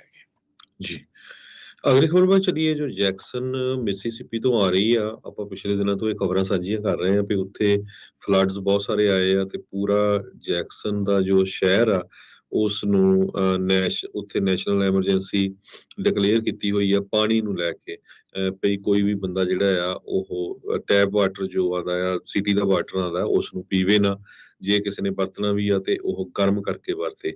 ਅੱਜ ਜੈਕਸਨ ਮਿਸੀਸਿਪੀ ਜੋ ਏਰੀਆ ਹੈਗਾ ਆ, ਉੱਥੇ ਮਿਸੀਸਿਪੀ ਦੇ ਗਵਰਨਰ ਟੇਟ ਰੀਵਜ਼ ਨੇ 600 ਦੇ ਕਰੀਬ ਨੈਸ਼ਨਲ ਗਾਰਡ ਟਰੂਪਸ ਉੱਥੇ ਲਾ ਦਿੱਤੇ ਆ, ਜੋ ਕਿ ਕਹਿੰਦੇ ਵੀ ਮਾਸਟ ਵਾਟਰ ਡਿਸਟ੍ਰੀਬਿਊਸ਼ਨ ਸਾਈਟਸ ਦੇ ਲਈ ਕੰਮ ਕਰਨਗੇ। ਸੋ ਬਹੁਤ ਜ਼ਿਆਦਾ ਡਿਸਟ੍ਰੀਬਿਊਸ਼ਨ ਸਾਈਟਸ ਬਣਾਏ ਗਏ ਆ, ਜਿੱਥੇ ਇਹ ਨੈਸ਼ਨਲ ਗਾਰਡਸ ਪਾਣੀ ਪਹੁੰਚਾਉਣਗੇ ਤਾਂ ਕਿ ਲੋਕ ਆਪਣੇ ਪਾਣੀ ਪੀ ਸਕਣ। ਜੋ ਪਲਾਂਟ ਆ ਉਹ ਪੰਪ ਕਰ ਰਹੇ ਆ, ਰਿਪੇਅਰ ਕਰ ਰਹੇ ਹੈਗੇ ਆ ਜਿੱਥੇ ਡੈਮੇਜ ਹੋਈ ਸੀ ਫਲੱਡ ਦੇ ਨਾਲ, ਤਾਂ ਕਿ ਉਸ ਨੂੰ ਜਲਦੀ ਤੋਂ ਜਲਦੀ ਰਨ ਕੀਤਾ ਜਾ ਸਕੇ। ਸਟੇਟ ਆਫੀਸ਼ੀਅਲਸ ਨੇ 7 ਦੇ ਕਰੀਬ ਮਾਸ ਵਾਟਰ ਡਿਸਟ੍ਰੀਬਿਊਸ਼ਨ ਸਾਈਟਸ ਖੋਲੇ ਹੈਗੇ, ਜਿਹੜੇ ਸਵੇਰ ਦੇ 9 ਵਜੇ ਤੋਂ ਲੈ ਕੇ ਸ਼ਾਮ ਦੇ 6:30 ਵਜੇ ਤੱਕ ਖੁੱਲੇ ਰਹਿਣਗੇ। ਨੈਸ਼ਨਲ ਗਾਰਡ ਟਰੂਪਸ ਤੇ ਹੋਰ ਜੋ ਸਿਟੀ ਸਾਈਟਸ ਹੈਗੇ ਆ, ਜਿਨ੍ਹਾਂ ਨੂੰ ਫਾਇਰ ਫਾਈਟਰਸ ਜਾਂ ਚਰਚ ਜਾਂ ਹੋਰ ਨਾਨ ਪ੍ਰੋਫਿਟ ਆਰਗੇਨਾਈਜੇਸ਼ਨਸ ਰਨ ਕਰ ਰਹੀਆਂ ਆ, ਉੱਥੇ ਇਹ ਸਾਰੇ ਉਹਨਾਂ ਦਾ ਸਪੋਰਟ ਕਰਨਗੇ। 108 ਦੇ ਕਰੀਬ ਟਰੱਕ ਤੇ ਜਿਹੜੇ ਆ ਭੇਜੇ ਗਏ ਆ 1.5 ਲੱਖ ਰੈਜ਼ੀਡੈਂਟਸ ਨੂੰ, ਤੇ ਪਲੱਸ 30,000 ਦੇ ਕਰੀਬ ਆਊਟ ਆਫ ਟਾਊਨ ਵਰਕਰਸ ਜੋ ਉੱਥੇ ਇਸ ਟਾਈਮ ਸਟਕ ਆ, ਉਹਨਾਂ ਦੇ ਲਈ ਇਹ ਸਾਰਾ ਪਾਣੀ ਸਪਲਾਈ ਕਰਨਗੇ। ਜੀ ਜੀ। ਸੋ ਇਹ ਹਰਜੋਤ ਸਿੰਘ ਜੀ, ਚੁਣੌਤੀਆਂ ਬਹੁਤ ਸਾਰੇ ਥਾਵਾਂ ਦੇ ਉੱਤੇ ਅਚਨਚੇਤੇ ਜਿਹੜੀਆਂ ਉਹ ਆ ਸਕਦੀਆਂ। ਸੋ ਪ੍ਰਿਪੇਅਰ ਕਿੱਦਾਂ ਹੋਣਾ ਹੈ, ਕਿੱਦਾਂ ਰਹਿਣਾ ਆ, ਇਹ ਇੱਕ ਵੱਡੀ ਚੁਣੌਤੀ ਜਿਹੜੇ ਸਿਟੀ ਕਹਿ ਲਓ, ਕਾਊਂਟੀ ਕਹਿ ਲਓ, ਸਟੇਟ ਦੇ ਤੇ ਫੈਡਰਲ ਲੀਡਰਸ ਦੇ ਲਈ ਆਉਂਦੀ ਆ। ਤੇ ਲੋਕਾਂ ਨੂੰ ਆਪਣੇ ਪੱਧਰ ਦੇ ਉੱਤੇ ਵੀ ਭਾਈ ਕੋਸ਼ਿਸ਼ ਰੱਖਣੀ ਜਿਹੜੀ ਉਹ ਪੈਣੀ ਹੈ, ਕਿਉਂਕਿ ਇਹਨਾਂ ਤੋਂ ਇਹੋ ਜਿਹੇ ਮੌਕਿਆਂ ਦੇ ਉੱਤੇ ਕੋਈ ਆਪਾਂ ਨੂੰ ਬਹੁਤੀਆਂ ਉਮੀਦਾਂ ਨਹੀਂ ਰੱਖਣੀਆਂ ਚਾਹੀਦੀਆਂ ਵੀ ਇਹ ਸਾਰਿਆਂ ਦੀ ਬਾਂਹ ਫੜਨਗੇ। ਬਾਅਦ ਦੇ ਵਿੱਚ ਤਾਂ ਫਿਰ ਇਹ ਡੀਂਗਾ ਜਿਹੜੇ ਉਹ ਮਾਰਦੇ ਰਹਿੰਦੇ ਵੀ ਆਹ ਵੀ ਕਰ ਦਾਂਗੇ, ਉਹ ਵੀ ਕਰ ਦਾਂਗੇ। ਮੌਕੇ ਦੇ ਉੱਤੇ ਕੰਮ ਜਿਹੜਾ ਉਹ ਰਹਿ ਜਾਂਦਾ। ਬਹੁਤ ਵਾਰੀ ਜਿਹੜਾ ਆਪਾਂ ਦੇਖਿਆ ਟੈਕਸਸ 'ਚ ਜਦੋਂ ਅਚਾਨਕ ਇੰਨੀ ਠੰਡ ਪੈ ਗਈ, ਬਰਫ਼ ਪੈ ਗਈ, 50 ਤੋਂ ਵੱਧ ਲੋਕ ਮਰ ਗਏ, ਤੇ ਕੀਤਾ ਕੀ, ਉੱਥੇ ਦਾ ਜਿਹੜਾ ਸੈਨੇਟਰ ਉਹ ਭੱਜ ਕੇ ਮੈਕਸੀਕੋ ਨੂੰ ਚਲਾ ਗਿਆ, ਤੇ ਬਾਅਦ ਦੇ ਵਿੱਚ ਜਿਹੜਾ ਉਹ ਰੌਲਾ ਜਿਹੜਾ ਉਹ ਪੈਂਦਾ ਰਿਹਾ। ਸੋ ਇੱਥੇ ਵੀ ਜਿਹੜਾ ਉਹ ਦੱਸਿਆ ਗਿਆ ਸੀਗਾ ਵੀ ਪਾਣੀ ਦੀਆਂ ਮੁਸ਼ਕਿਲਾਂ ਆ ਸਕਦੀਆਂ, ਵੀ ਵਾਟਰ ਫੇਲੀਅਰ ਜਿਹੜਾ ਉਹ ਹੋ ਸਕਦਾ ਵੀ ਜੇ ਅਚਨਚੇਤ ਕੋਈ ਇਹਨਾਂ ਦਾ ਪੰਪ ਖਰਾਬ ਹੋ ਜੇ, ਉਹੀ ਚੀਜ਼ ਹੋਈ, ਪੰਪ ਖਰਾਬ ਹੋ ਗਏ ਤੇ ਪਾਣੀ ਪੀਣੋਂ ਵੀ ਜਿਹੜੇ ਉਹ ਲੋਕ ਉਹ ਰਹਿ ਗਏ ਤੇ ਇਸ ਟਾਈਮ ਪਾਣੀ ਦੇ ਮੁਹਤਾਜ ਜਿਹੜੇ ਉਹ ਹੋਏ ਪਏ ਆ। ਸੋ ਇਹ ਨਾ ਧਿਆਨ ਦੇ ਨਾਲ ਆਪਣੇ ਲੋਕਲ ਪੋਲੀਟੀਸ਼ੀਅਨਸ ਦੇ ਉੱਤੇ ਇਹੋ ਜਿਹੀਆਂ ਚੀਜ਼ਾਂ ਦੇ ਲਈ ਉਹਨਾਂ ਨੂੰ ਦਬਾਅ ਪਾ ਕੇ ਰੱਖਣਾ ਚਾਹੀਦਾ ਵੀ ਭਾਈ ਲੋਕਾਂ ਦੀ ਸੁਹਿਰਦਤਾ ਦੇ ਲਈ, ਲੋਕਾਂ ਦੀ ਭਲਾਈ ਦੇ ਲਈ ਤੁਸੀਂ ਕਿੱਦਾਂ ਦੇ ਕਦਮ ਚੱਕ ਰਹੇ ਆ। ਅਗਲੀ ਜਿਹੜੀ ਖਬਰ ਆ ਉਹ ਟੈਕਸਸ ਤੋਂ ਆ ਰਹੀ ਆ। ਰੋ ਵਰਸਿਸ ਵੇਡ ਜਿਹੜਾ ਅਬੋਰਸ਼ਨ ਦੇ ਮਾਮਲਾ ਸੀਗਾ, ਸੁਪਰੀਮ ਕੋਰਟ ਨੇ ਓਵਰਟਰਨ ਕਰਨ ਤੋਂ ਬਾਅਦ ਦੇ ਵਿੱਚ ਬ੍ਰੈਂਡੀ ਬੋਟਨ ਨਾਂ ਦੀ ਬੀਬੀ ਆ, ਉਹ ਚਰਚਾ ਦੇ ਵਿੱਚ ਆਈ ਸੀ। ਇਹ HOV ਜਿਹੜੀ ਹਾਈ ਆਕੂਪੈਂਸੀ ਵਹੀਕਲ ਲੇਨ ਹੁੰਦੀ ਆ, ਉਸ ਦੇ ਵਿੱਚ ਗੱਡੀ ਚਲਾ ਰਹੀ ਸੀ ਕਿਉਂਕਿ ਕਹਿੰਦੀ ਪ੍ਰੈਗਨੈਂਟ ਸੀਗੀ। ਤੇ ਜੋ ਇਸ ਟਾਈਮ ਮੁੱਦਾ ਕਿਹਾ ਜਾਂਦਾ ਹੈ ਵੀ ਪ੍ਰੈਗਨੈਂਸੀ ਦੇ ਦੌਰਾਨ ਕਹਿੰਦੇ ਵੀ ਅੰਦਰ ਇੱਕ ਜਾਨ ਆ, ਇੱਕ ਜੀ ਆ, ਜਿਸ ਹਿਸਾਬ ਦੇ ਨਾਲ ਉਸਨੇ ਇਹ ਆਰਗੂਮੈਂਟ ਨੂੰ ਜਿਹੜਾ ਉਹ ਵਰਤਿਆ ਆ, ਕਹਿੰਦੇ ਵੀ ਜਿਹੜਾ ਫੇਟਸ ਉਸਦੇ ਢਿੱਡ ਦੇ ਅੰਦਰ ਆ, ਗਰਭ ਦੇ ਅੰਦਰ ਆ, ਉਸ ਨੂੰ ਸੈਕਿੰਡ ਪੈਸੇਂਜਰ ਗਿਣਿਆ ਜਾਣਾ ਚਾਹੀਦਾ ਆ ਤੇ HOV ਲੇਨ ਦੀ ਉਹ ਵਰਤੋਂ ਕਰਨ ਦੀ ਹੱਕਦਾਰ ਆ। 32 ਸਾਲਾਂ ਦੀ ਇਸ ਕੁੜੀ ਨੂੰ ਪਹਿਲਾਂ ਟਿਕਟ ਦਿੱਤੀ ਗਈ ਸੀਗੀ ਤੇ ਇਹ ਚਰਚਾ 'ਚ ਆਈ ਸੀ ਤੇ ਹੁਣ ਇੱਕ ਵਾਰੀ ਫੇਰ ਜੁਲਾਈ ਮਹੀਨੇ ਦੇ ਵਿੱਚ ਇਹ ਹਾਈ ਆਕੂਪੈਂਸੀ ਲੇਨ ਦੇ ਵਿੱਚ ਪ੍ਰੈਗਨੈਂਟ ਹੋਣ ਦੇ ਦੌਰਾਨ ਉਹ ਗਈ ਆ ਇਹੀ ਸੇਮ ਤਰਕ ਦੇ ਨਾਲ ਤੇ ਹੁਣ ਇਸ ਨੂੰ ਦੂਜੀ ਵਾਰੀ ਫੇਰ ਜਿਹੜੀ ਸੈਕਿੰਡ ਟ੍ਰੈਫਿਕ ਸਾਈਟੇਸ਼ਨ ਆ ਉਹ ਦਿੱਤੀ ਗਈ ਹੈਗੀ ਆ। ਸੋ ਕਹਿੰਦੇ ਵੀ ਇਹ ਮਹੀਨੇ ਬਾਅਦ ਜਿਹੜੀ ਆ ਇਹ ਦੂਜੀ ਵਾਰੀ ਇਸ ਨੂੰ ਇਹ ਜਿਹੜੀ ਟਿਕਟ ਆ ਉਹ ਦਿੱਤੀ ਗਈ ਹੈਗੀ ਆ। ਸੋ ਉੱਥੋਂ ਦੀਆਂ ਲੋਕਲ ਖਬਰਾਂ ਦੇ ਵਿੱਚ ਕਾਫੀ ਚਰਚਿਤ ਵਿਸ਼ਾ ਜਿਹੜਾ ਆ ਉਹ ਰਿਹਾ ਹੈਗਾ ਆ। ਸੋ ਕਹਿੰਦੇ ਵੀ ਡੈਲਸ ਕਾਊਂਟੀ ਸ਼ੈਰਿਫ ਡੈਪਟੀ ਨੇ ਜਦ ਉਸ ਨੂੰ ਰੋਕਿਆ, ਸਵਾਲ ਪੁੱਛਿਆ, ਕਹਿੰਦੇ ਵੀ ਭਾਈ ਤੂੰ ਕਿੱਧਰ HOV ਲੇਨ ਦੇ ਵਿੱਚ ਤੁਰੀ ਆ, ਕਹਿੰਦੀ ਉਹਨੇ ਆਪਣੇ ਢਿੱਡ ਵੱਲ ਨੂੰ ਇਸ਼ਾਰਾ ਕਰਦੇ ਹੋਏ ਕਿਹਾ ਵੀ my baby girl is right here, ਵੀ ਇਸ ਦੇ ਵਿੱਚ ਆ। ਸੋ ਕਹਿੰਦੇ ਵੀ ਉਸ ਲੌਜਿਕ ਦੇ ਨਾਲ ਤਾਂ ਉਹਨੇ ਵਾਇਲੇਟ ਨਹੀਂ ਕੀਤਾ ਜਿਹੜਾ ਉਹ ਲਾ ਜਿਸ ਦੇ ਵਿੱਚ ਘੱਟੋ ਘੱਟ 2 ਪੈਸੇਂਜਰਸ ਦੀ ਜਿਹੜੀ ਜ਼ਰੂਰਤ ਹੁੰਦੀ ਆ HOV ਲੇਨ ਜਿਹੜੀ ਉਹ ਚਲਾਉਣ ਦੇ ਲਈ। ਤੇ ਕਹਿੰਦੇ ਵੀ ਉਦੋਂ ਤਾਂ ਇਦਾਂ ਲੱਗ ਰਿਹਾ ਵੀ ਉਹ ਪੋਲੀਟੀਕਲ ਸਟੇਟਮੈਂਟ ਜਿਹੜੀ ਉਹ ਕਰਨਾ ਜਿਹੜੀ ਉਹ ਚਾਹ ਰਹੀ ਹੋਵੇ। ਸੋ ਪਰ ਕਹਿੰਦੇ ਵੀ ਡੈਪਟੀਜ਼ ਨੇ ਉਹਦੇ ਵੱਲ ਜਿਹੜਾ ਇਸ ਹਿਸਾਬ ਦੇ ਨਾਲ ਹੀ ਜਿਹੜਾ ਉਹ ਦੇਖਿਆ। ਸੋ ਹੁਣ ਦੇਖੋ ਹਰਜੋਤ ਸਿੰਘ ਜੀ ਕੀ ਹੁੰਦਾ ਆ। ਇੱਥੋਂ ਤੱਕ ਕਿ ਕਿਉਂਕਿ ਜਦੋਂ ਮਾਮਲਾ ਇਹ ਅਦਾਲਤ ਵਿੱਚ ਵੀ ਗਿਆ ਸੀਗਾ, ਅੱਗੇ ਵੀ ਗਿਆ ਸੀਗਾ, ਜੱਜ ਨੇ ਇਸ ਦੇ ਵੱਲ ਨੂੰ ਹੀ ਹਾਮੀ ਭਰਦੇ ਹੋਏ ਜਿਹੜਾ ਫੈਸਲਾ ਸੁਣਾਇਆ ਸੀ ਤੇ ਜੂਨ ਵਾਲੀ ਜਿਹੜੀ ਇਸ ਦੀ ਟਿਕਟ ਆ ਉਸ ਨੂੰ ਡਿਸਮਿਸ ਜਿਹੜਾ ਆ ਉਹ ਕਰ ਦਿੱਤਾ ਗਿਆ ਸੀ। ਹੁਣ ਇਹ ਅਜੇ ਕਲੀਅਰ ਨਹੀਂ ਆ ਵੀ ਇਹਦੀ ਜਿਹੜੀ ਦੂਜੀ ਵਾਇਲੇਸ਼ਨ ਜਿਹੜੀ ਉਹ ਹੈਗੀ ਆ ਉਸ ਨੂੰ ਵੀ ਰੱਦ ਕਰ ਦਿੱਤਾ ਜਾਊਗਾ ਜਾਂ ਨਹੀਂ, ਪਰ ਇਹ ਰੋ ਵਰਸਸ ਵੇਡ ਦੇ ਓਵਰਟਰਨ ਹੋਣ ਤੋਂ ਬਾਅਦ ਦੇ ਵਿੱਚ ਇਦਾਂ ਦੀਆਂ ਚੀਜ਼ਾਂ ਜਿਹੜੀਆਂ ਆ ਉਹ ਜ਼ਰੂਰ ਦੇਖਣ ਨੂੰ ਆ ਰਹੀਆਂ ਨੇ। ਹਰਜੋਤ ਸਿੰਘ ਜੀ ਆਵਾਜ਼ ਨਹੀਂ ਆ ਰਹੀ ਤੁਹਾਡੀ। ਅਗਲੀ ਖਬਰ 'ਤੇ ਚੱਲੀਏ ਜੋ ਕੈਲੀਫੋਰਨੀਆ ਤੋਂ ਆ ਰਹੀ ਹੈ। ਕੈਲੀਫੋਰਨੀਆ ਦੇ ਵਿੱਚ ਸਭ ਤੋਂ ਵੱਡੀ ਪ੍ਰੋਬਲਮ ਸਕੂਲ ਟੀਚਰਸ ਨੂੰ ਰਿਟੇਨ ਕਰਨ ਦੀ ਹੈਗੀ ਆ, ਜੋ ਸਕੂਲ ਡਿਸਟ੍ਰਿਕਟਸ ਆ, ਖਾਸ ਕਰਕੇ ਜੋ ਵੱਡੇ ਸ਼ਹਿਰਾਂ ਦੇ ਵਿੱਚ ਹੈਗੇ ਆ, ਚਾਹੇ ਉਹ ਸੈਨ ਫਰਾਂਸਿਸਕੋ ਆ, ਸੈਕਰਾਮੈਂਟੋ ਆ, ਬੇ ਏਰੀਆ ਹੈਗਾ ਸਾਰਾ, ਲਾਸ ਐਂਜਲਸ ਆ, ਕਿਉਂਕਿ ਕਿਰਾਏ ਇੰਨੇ ਜ਼ਿਆਦੇ ਆ ਤੇ ਟੀਚਰਸ ਦੀਆਂ ਤਨਖਾਹਾਂ ਇੰਨੀਆਂ ਹੈ ਨਹੀਂ ਹੈਗੀਆਂ। ਸੋ ਇਸ ਕਰਕੇ ਹੁਣ ਬਹੁਤ ਸਾਰੇ ਸਕੂਲ ਸਾਈਟਸ ਜੋ ਹੈਗੇ ਆ ਉਹ ਇਹ ਸੋਚ ਰਹੇ ਆ ਵੀ ਆਪਾਂ ਉਹ ਸਕੂਲ ਦੀ ਜੋ ਸਕੂਲ ਡਿਸਟ੍ਰਿਕਟਸ ਦੀ ਪ੍ਰਾਪਰਟੀ ਆ ਉੱਥੇ ਹੀ ਅਪਾਰਟਮੈਂਟਸ ਬਣਾਈਆਂ ਜਾਣ। ਸੋ ਇਦਾਂ ਦੀ ਇੱਕ ਖਬਰ ਆ ਰਹੀ ਆ ਸੈਨ ਫਰਾਂਸਿਸਕੋ ਤੋਂ। ਸੈਨ ਫਰਾਂਸਿਸਕੋ ਦੇ ਵਿੱਚ Jefferson union high school district ਵਾਲਿਆਂ ਨੇ ਇੱਕ 122 ਯੂਨਿਟ ਦਾ ਅਪਾਰਟਮੈਂਟ ਕੰਪਲੈਕਸ ਬਣਾਇਆ ਆ। ਉਹ ਪਹਿਲਾਂ ਵੈਲਿਡ ਤੇ ਵੀ ਗਿਆ ਸੀ, ਲੋਕਾਂ ਨੇ ਉਹਦੀ ਸਪੋਰਟ ਕੀਤੀ ਹੈਗੀ ਆ ਤੇ ਉਹ ਤੋਂ ਜੋ ਪੈਸੇ ਇਕੱਠੇ ਹੋਏ ਆ ਉਸ ਦੇ ਨਾਲ ਤੇ ਲੋਨ ਲੈ ਕੇ ਉਹਨਾਂ ਨੇ ਇਹ ਪ੍ਰਾਪਰਟੀ ਬਣਾਈ ਆ 122 ਯੂਨਿਟ, 2 ਬੈਡਰੂਮ 1 ਬਾਥਰੂਮ ਦੇ ਜੋ ਅਪਾਰਟਮੈਂਟਸ ਆ। ਸੋ ਹੁਣ ਬਹੁਤ ਸਾਰੇ ਟੀਚਰਸ ਕਹਿ ਰਹੇ ਆ ਵੀ ਜਿਹੜਾ ਆਮ ਰੈਂਟ ਬਾਹਰ ਇੱਕ ਬੈਡਰੂਮ ਦਾ ਵੀ $3000 ਸੀ, ਹੁਣ ਉਹਨਾਂ ਨੂੰ ਉਹ $1600 ਦੇ ਵਿੱਚ ਰੈਂਟ ਤੇ ਮਿਲ ਰਿਹਾ ਹੈਗਾ ਆ, ਪਰ ਉਹ ਸਕੂਲ ਦੇ ਟੀਚਰ ਹੋਣੇ ਚਾਹੀਦੇ ਆ। ਸੋ ਇਹਦੇ ਨਾਲ ਹੁਣ ਉਹ ਕਾਫੀ ਜੋ ਟੀਚਰਸ ਆ ਉਹਨਾਂ ਨੂੰ ਰਿਟੇਨ ਕਰਨ ਦੇ ਵਿੱਚ ਕਾਮਯਾਬ ਹੋਣਗੇ। ਸਕੂਲ ਡਿਸਟ੍ਰਿਕਟ ਨੇ ਇਹ ਕਿਹਾ ਵੀ ਸਾਡੇ ਸਕੂਲ ਦੇ ਵਿੱਚ ਬਹੁਤ ਸਾਰੀਆਂ ਵੇਕੈਂਸੀਜ਼ ਆ, ਮੈਥ ਟੀਚਰਸ ਦੀਆਂ, ਲੈਂਗੁਏਜ ਟੀਚਰਸ ਦੀਆਂ, ਪਰ ਪ੍ਰੋਬਲਮ ਇਹੀ ਆਉਂਦੀ ਸੀ ਵੀ ਕੋਈ ਵੀ ਬੰਦਾ ਸੈਨ ਫਰਾਂਸਿਸਕੋ 'ਚ ਜੌਬ ਕਰਕੇ ਰਾਜੀ ਨਹੀਂ। ਐਵਰੇਜ ਟੀਚਰ ਦੀ ਤਨਖਾਹ 60 to 80,000 ਦੇ ਵਿੱਚ ਹੈਗੀ ਆ। ਸਟਾਰਟਿੰਗ ਤਾਂ ਕਈਆਂ ਦੀ ਕਹਿੰਦੇ 60 ਤੋਂ ਵੀ ਥੱਲੇ ਆ, ਤੇ ਹੁਣ ਜਦੋਂ ਤੁਹਾਡਾ ਟੈਕਸ ਕੱਟ ਹੋ ਜਾਂਦਾ ਸਾਰਾ, ਤੁਸੀਂ ਦੇਖ ਲਓ ਵੀ ਕਿੰਨਾ ਕਾ, ਤੇ ਜੇ 3000 ਅਪਾਰਟਮੈਂਟ ਹੋਵੇ $36,000 ਤਾਂ ਉਹਨਾਂ ਦਾ ਅਪਾਰਟਮੈਂਟ ਦਾ ਰੈਂਟ ਹੀ ਬਣ ਜਾਂਦਾ ਆ। ਪਲੱਸ ਉਹਦੇ ਚ ਫਿਰ ਉਹਨਾਂ ਦੇ ਬਿਜਲੀ ਦਾ ਬਿੱਲ, ਹੋਰ ਜੋ ਖਰਚੇ ਲਾ ਲਓ, ਤੇ ਉਹਨਾਂ ਦੇ ਕੋਲ ਤਾਂ ਕਹਿੰਦੇ ਵੀ ਸਾਡੇ ਕੋਲ ਖਾਣ ਪੀਣ ਦੇ ਲਈ ਪੈਸੇ ਵੀ ਨਹੀਂ ਬਚਦੇ। ਇਸ ਕਰਕੇ ਸੈਨ ਫਰਾਂਸਿਸਕੋ ਚ ਲੋਕ ਟੀਚਰ ਬਣਨਾ, ਟੀਚਰ ਤਾਂ ਚਲੋ ਬਹੁਤ ਸਾਰੇ ਬਣਨਾ ਪਸੰਦ ਕਰਦੇ ਹੋਊਗੇ, ਪਰ ਸੈਨ ਫਰਾਂਸਿਸਕੋ ਚ ਟੀਚਰ ਕੰਮ ਕਰਨਾ ਨਹੀਂ ਚਾਹੁੰਦੇ ਸੀ। ਸੋ ਸੈਨ ਫਰਾਂਸਿਸਕੋ ਨੇ ਇਹ ਸ਼ੁਰੂਆਤ ਕੀਤੀ ਆ। ਸੋ ਹੋਪਫੁਲੀ ਹੋਰ ਜਿਹੜੇ ਮਹਿੰਗੇ ਏਰੀਏ ਆ, ਉਹਨਾਂ ਦੇ ਜਿਹੜੇ ਸਕੂਲ ਡਿਸਟ੍ਰਿਕਟਸ ਆ, ਉਹ ਇਸ ਨੂੰ ਫੋਲੋ ਕਰੂਗੇ। ਜੀ ਜੀ।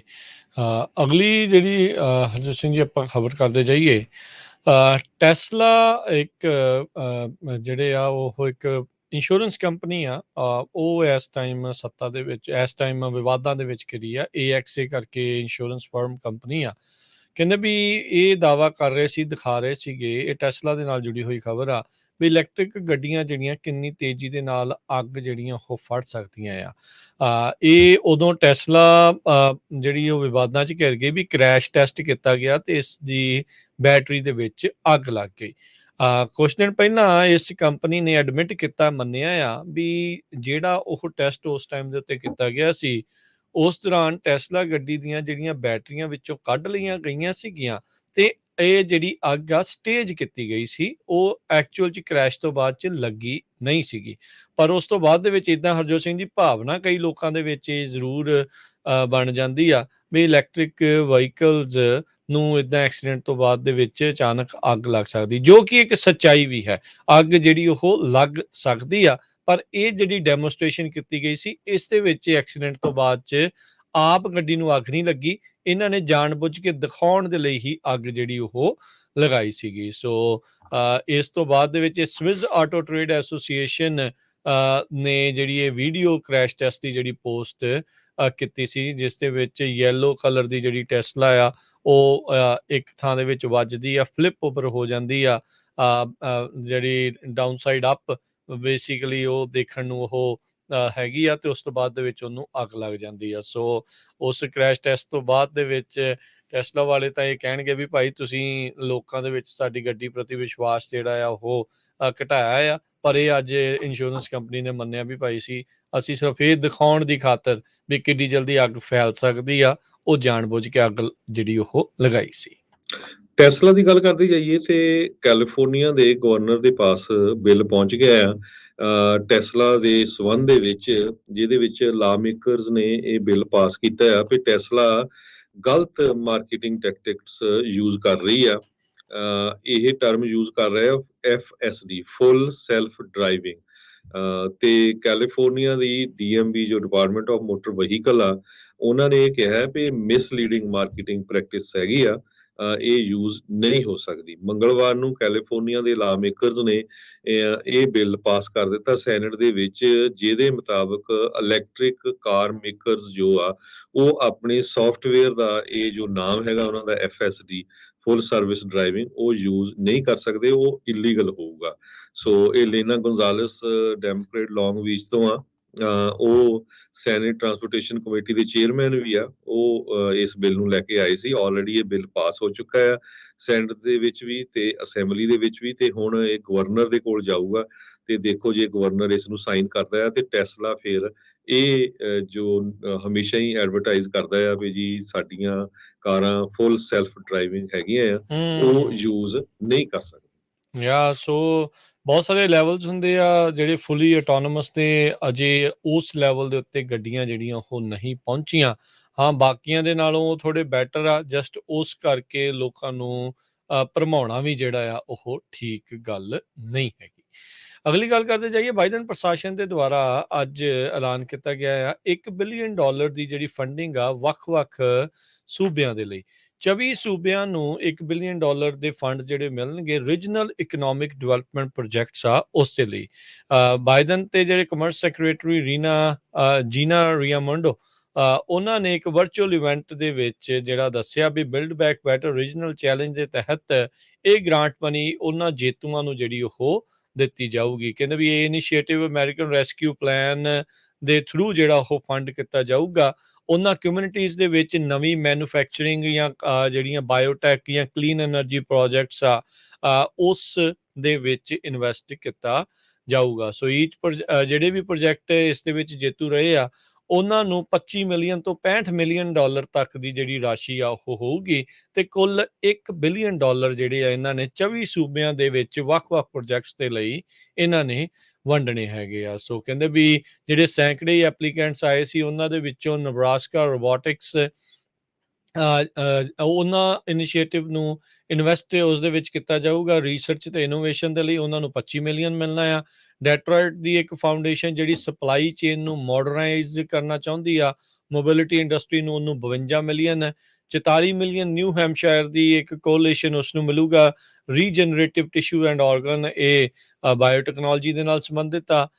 ਤੇ ਇਦਾਂ ਹੀ 62 ਮਿਲੀਅਨ ਜਿਹੜੀ ਵੈਸਟ ਵਰਜੀਨੀਆ ਦੀ ਜਿਹੜੀ ਇੱਕ ਕੋਲੀਸ਼ਨ ਆ ਕਲੀਨ ਐਨਰਜੀ ਨੂੰ ਕਿੱਦਾਂ ਟ੍ਰਾਂਜੀਸ਼ਨ ਕਰਨਾ ਆ ਉਸ ਦੇ ਵਿੱਚ ਜਿਹੜਾ ਉਹ ਉਹਨਾਂ ਨੂੰ ਮਿਲੂਗਾ। ਸੋ ਸੈਨੇਟਰ ਜੋ ਮੈਨਸ਼ਨ ਉਹ ਵੀ ਕਹਿੰਦੇ ਆ ਵੀ ਅੱਜ ਇਸ ਇਵੈਂਟ ਦੇ ਵਿੱਚ ਵਰਚੁਅਲੀ ਜੁਆਇਨ ਜਿਹੜੇ ਉਹ ਕੀਤੇ ਆ ਤੇ ਬਾਈਡਨ ਹੁਣਾਂ ਨੇ ਉਹਨਾਂ ਦਾ ਇੱਕ ਟਾਈਮ ਦੇ ਉੱਤੇ ਸਵਾਗਤ ਵੀ ਕੀਤਾ। ਆਪਾਂ ਨੂੰ ਸਭ ਨੂੰ ਹੀ ਪਤਾ ਆ ਬਈ ਬਾਈਡਨ ਹੁਣਾਂ ਦਾ ਜਿਹੜਾ ਬਿਲਡ ਬੈਕ ਬੈਟਰ ਏਜੰਡਾ ਸੀਗਾ ਉਸ ਨੂੰ ਕਹਿ ਲਓ ਵੀ ਸਿਰੇ ਨਾ ਚੜ੍ਹਨ ਦੇਣ ਦੇ ਲਈ ਜਿਹੜੇ ਇਹ ਸੈਨੇਟਰ ਮੈਨਸ਼ਨ ਤੇ ਸੈਨੇਟਰ ਸਿਨੇਮਾ ਦਾ ਇੱਕ ਕਾਰਨ ਸੀਗਾ ਤੇ ਹੁਣ ਜਿਹੜਾ ਰੀਸੈਂਟਲੀ ਪਾਸ ਹੋਇਆ ਆ ਇਹਨਾਂ ਦਾ ਫਾਈਨਲੀ ਸਮਰਥਨ ਲੈਣ 'ਚ ਕਾਮਯਾਬੀ ਉਹਨਾਂ ਨੂੰ ਮਿਲੀ ਸੀਗੀ।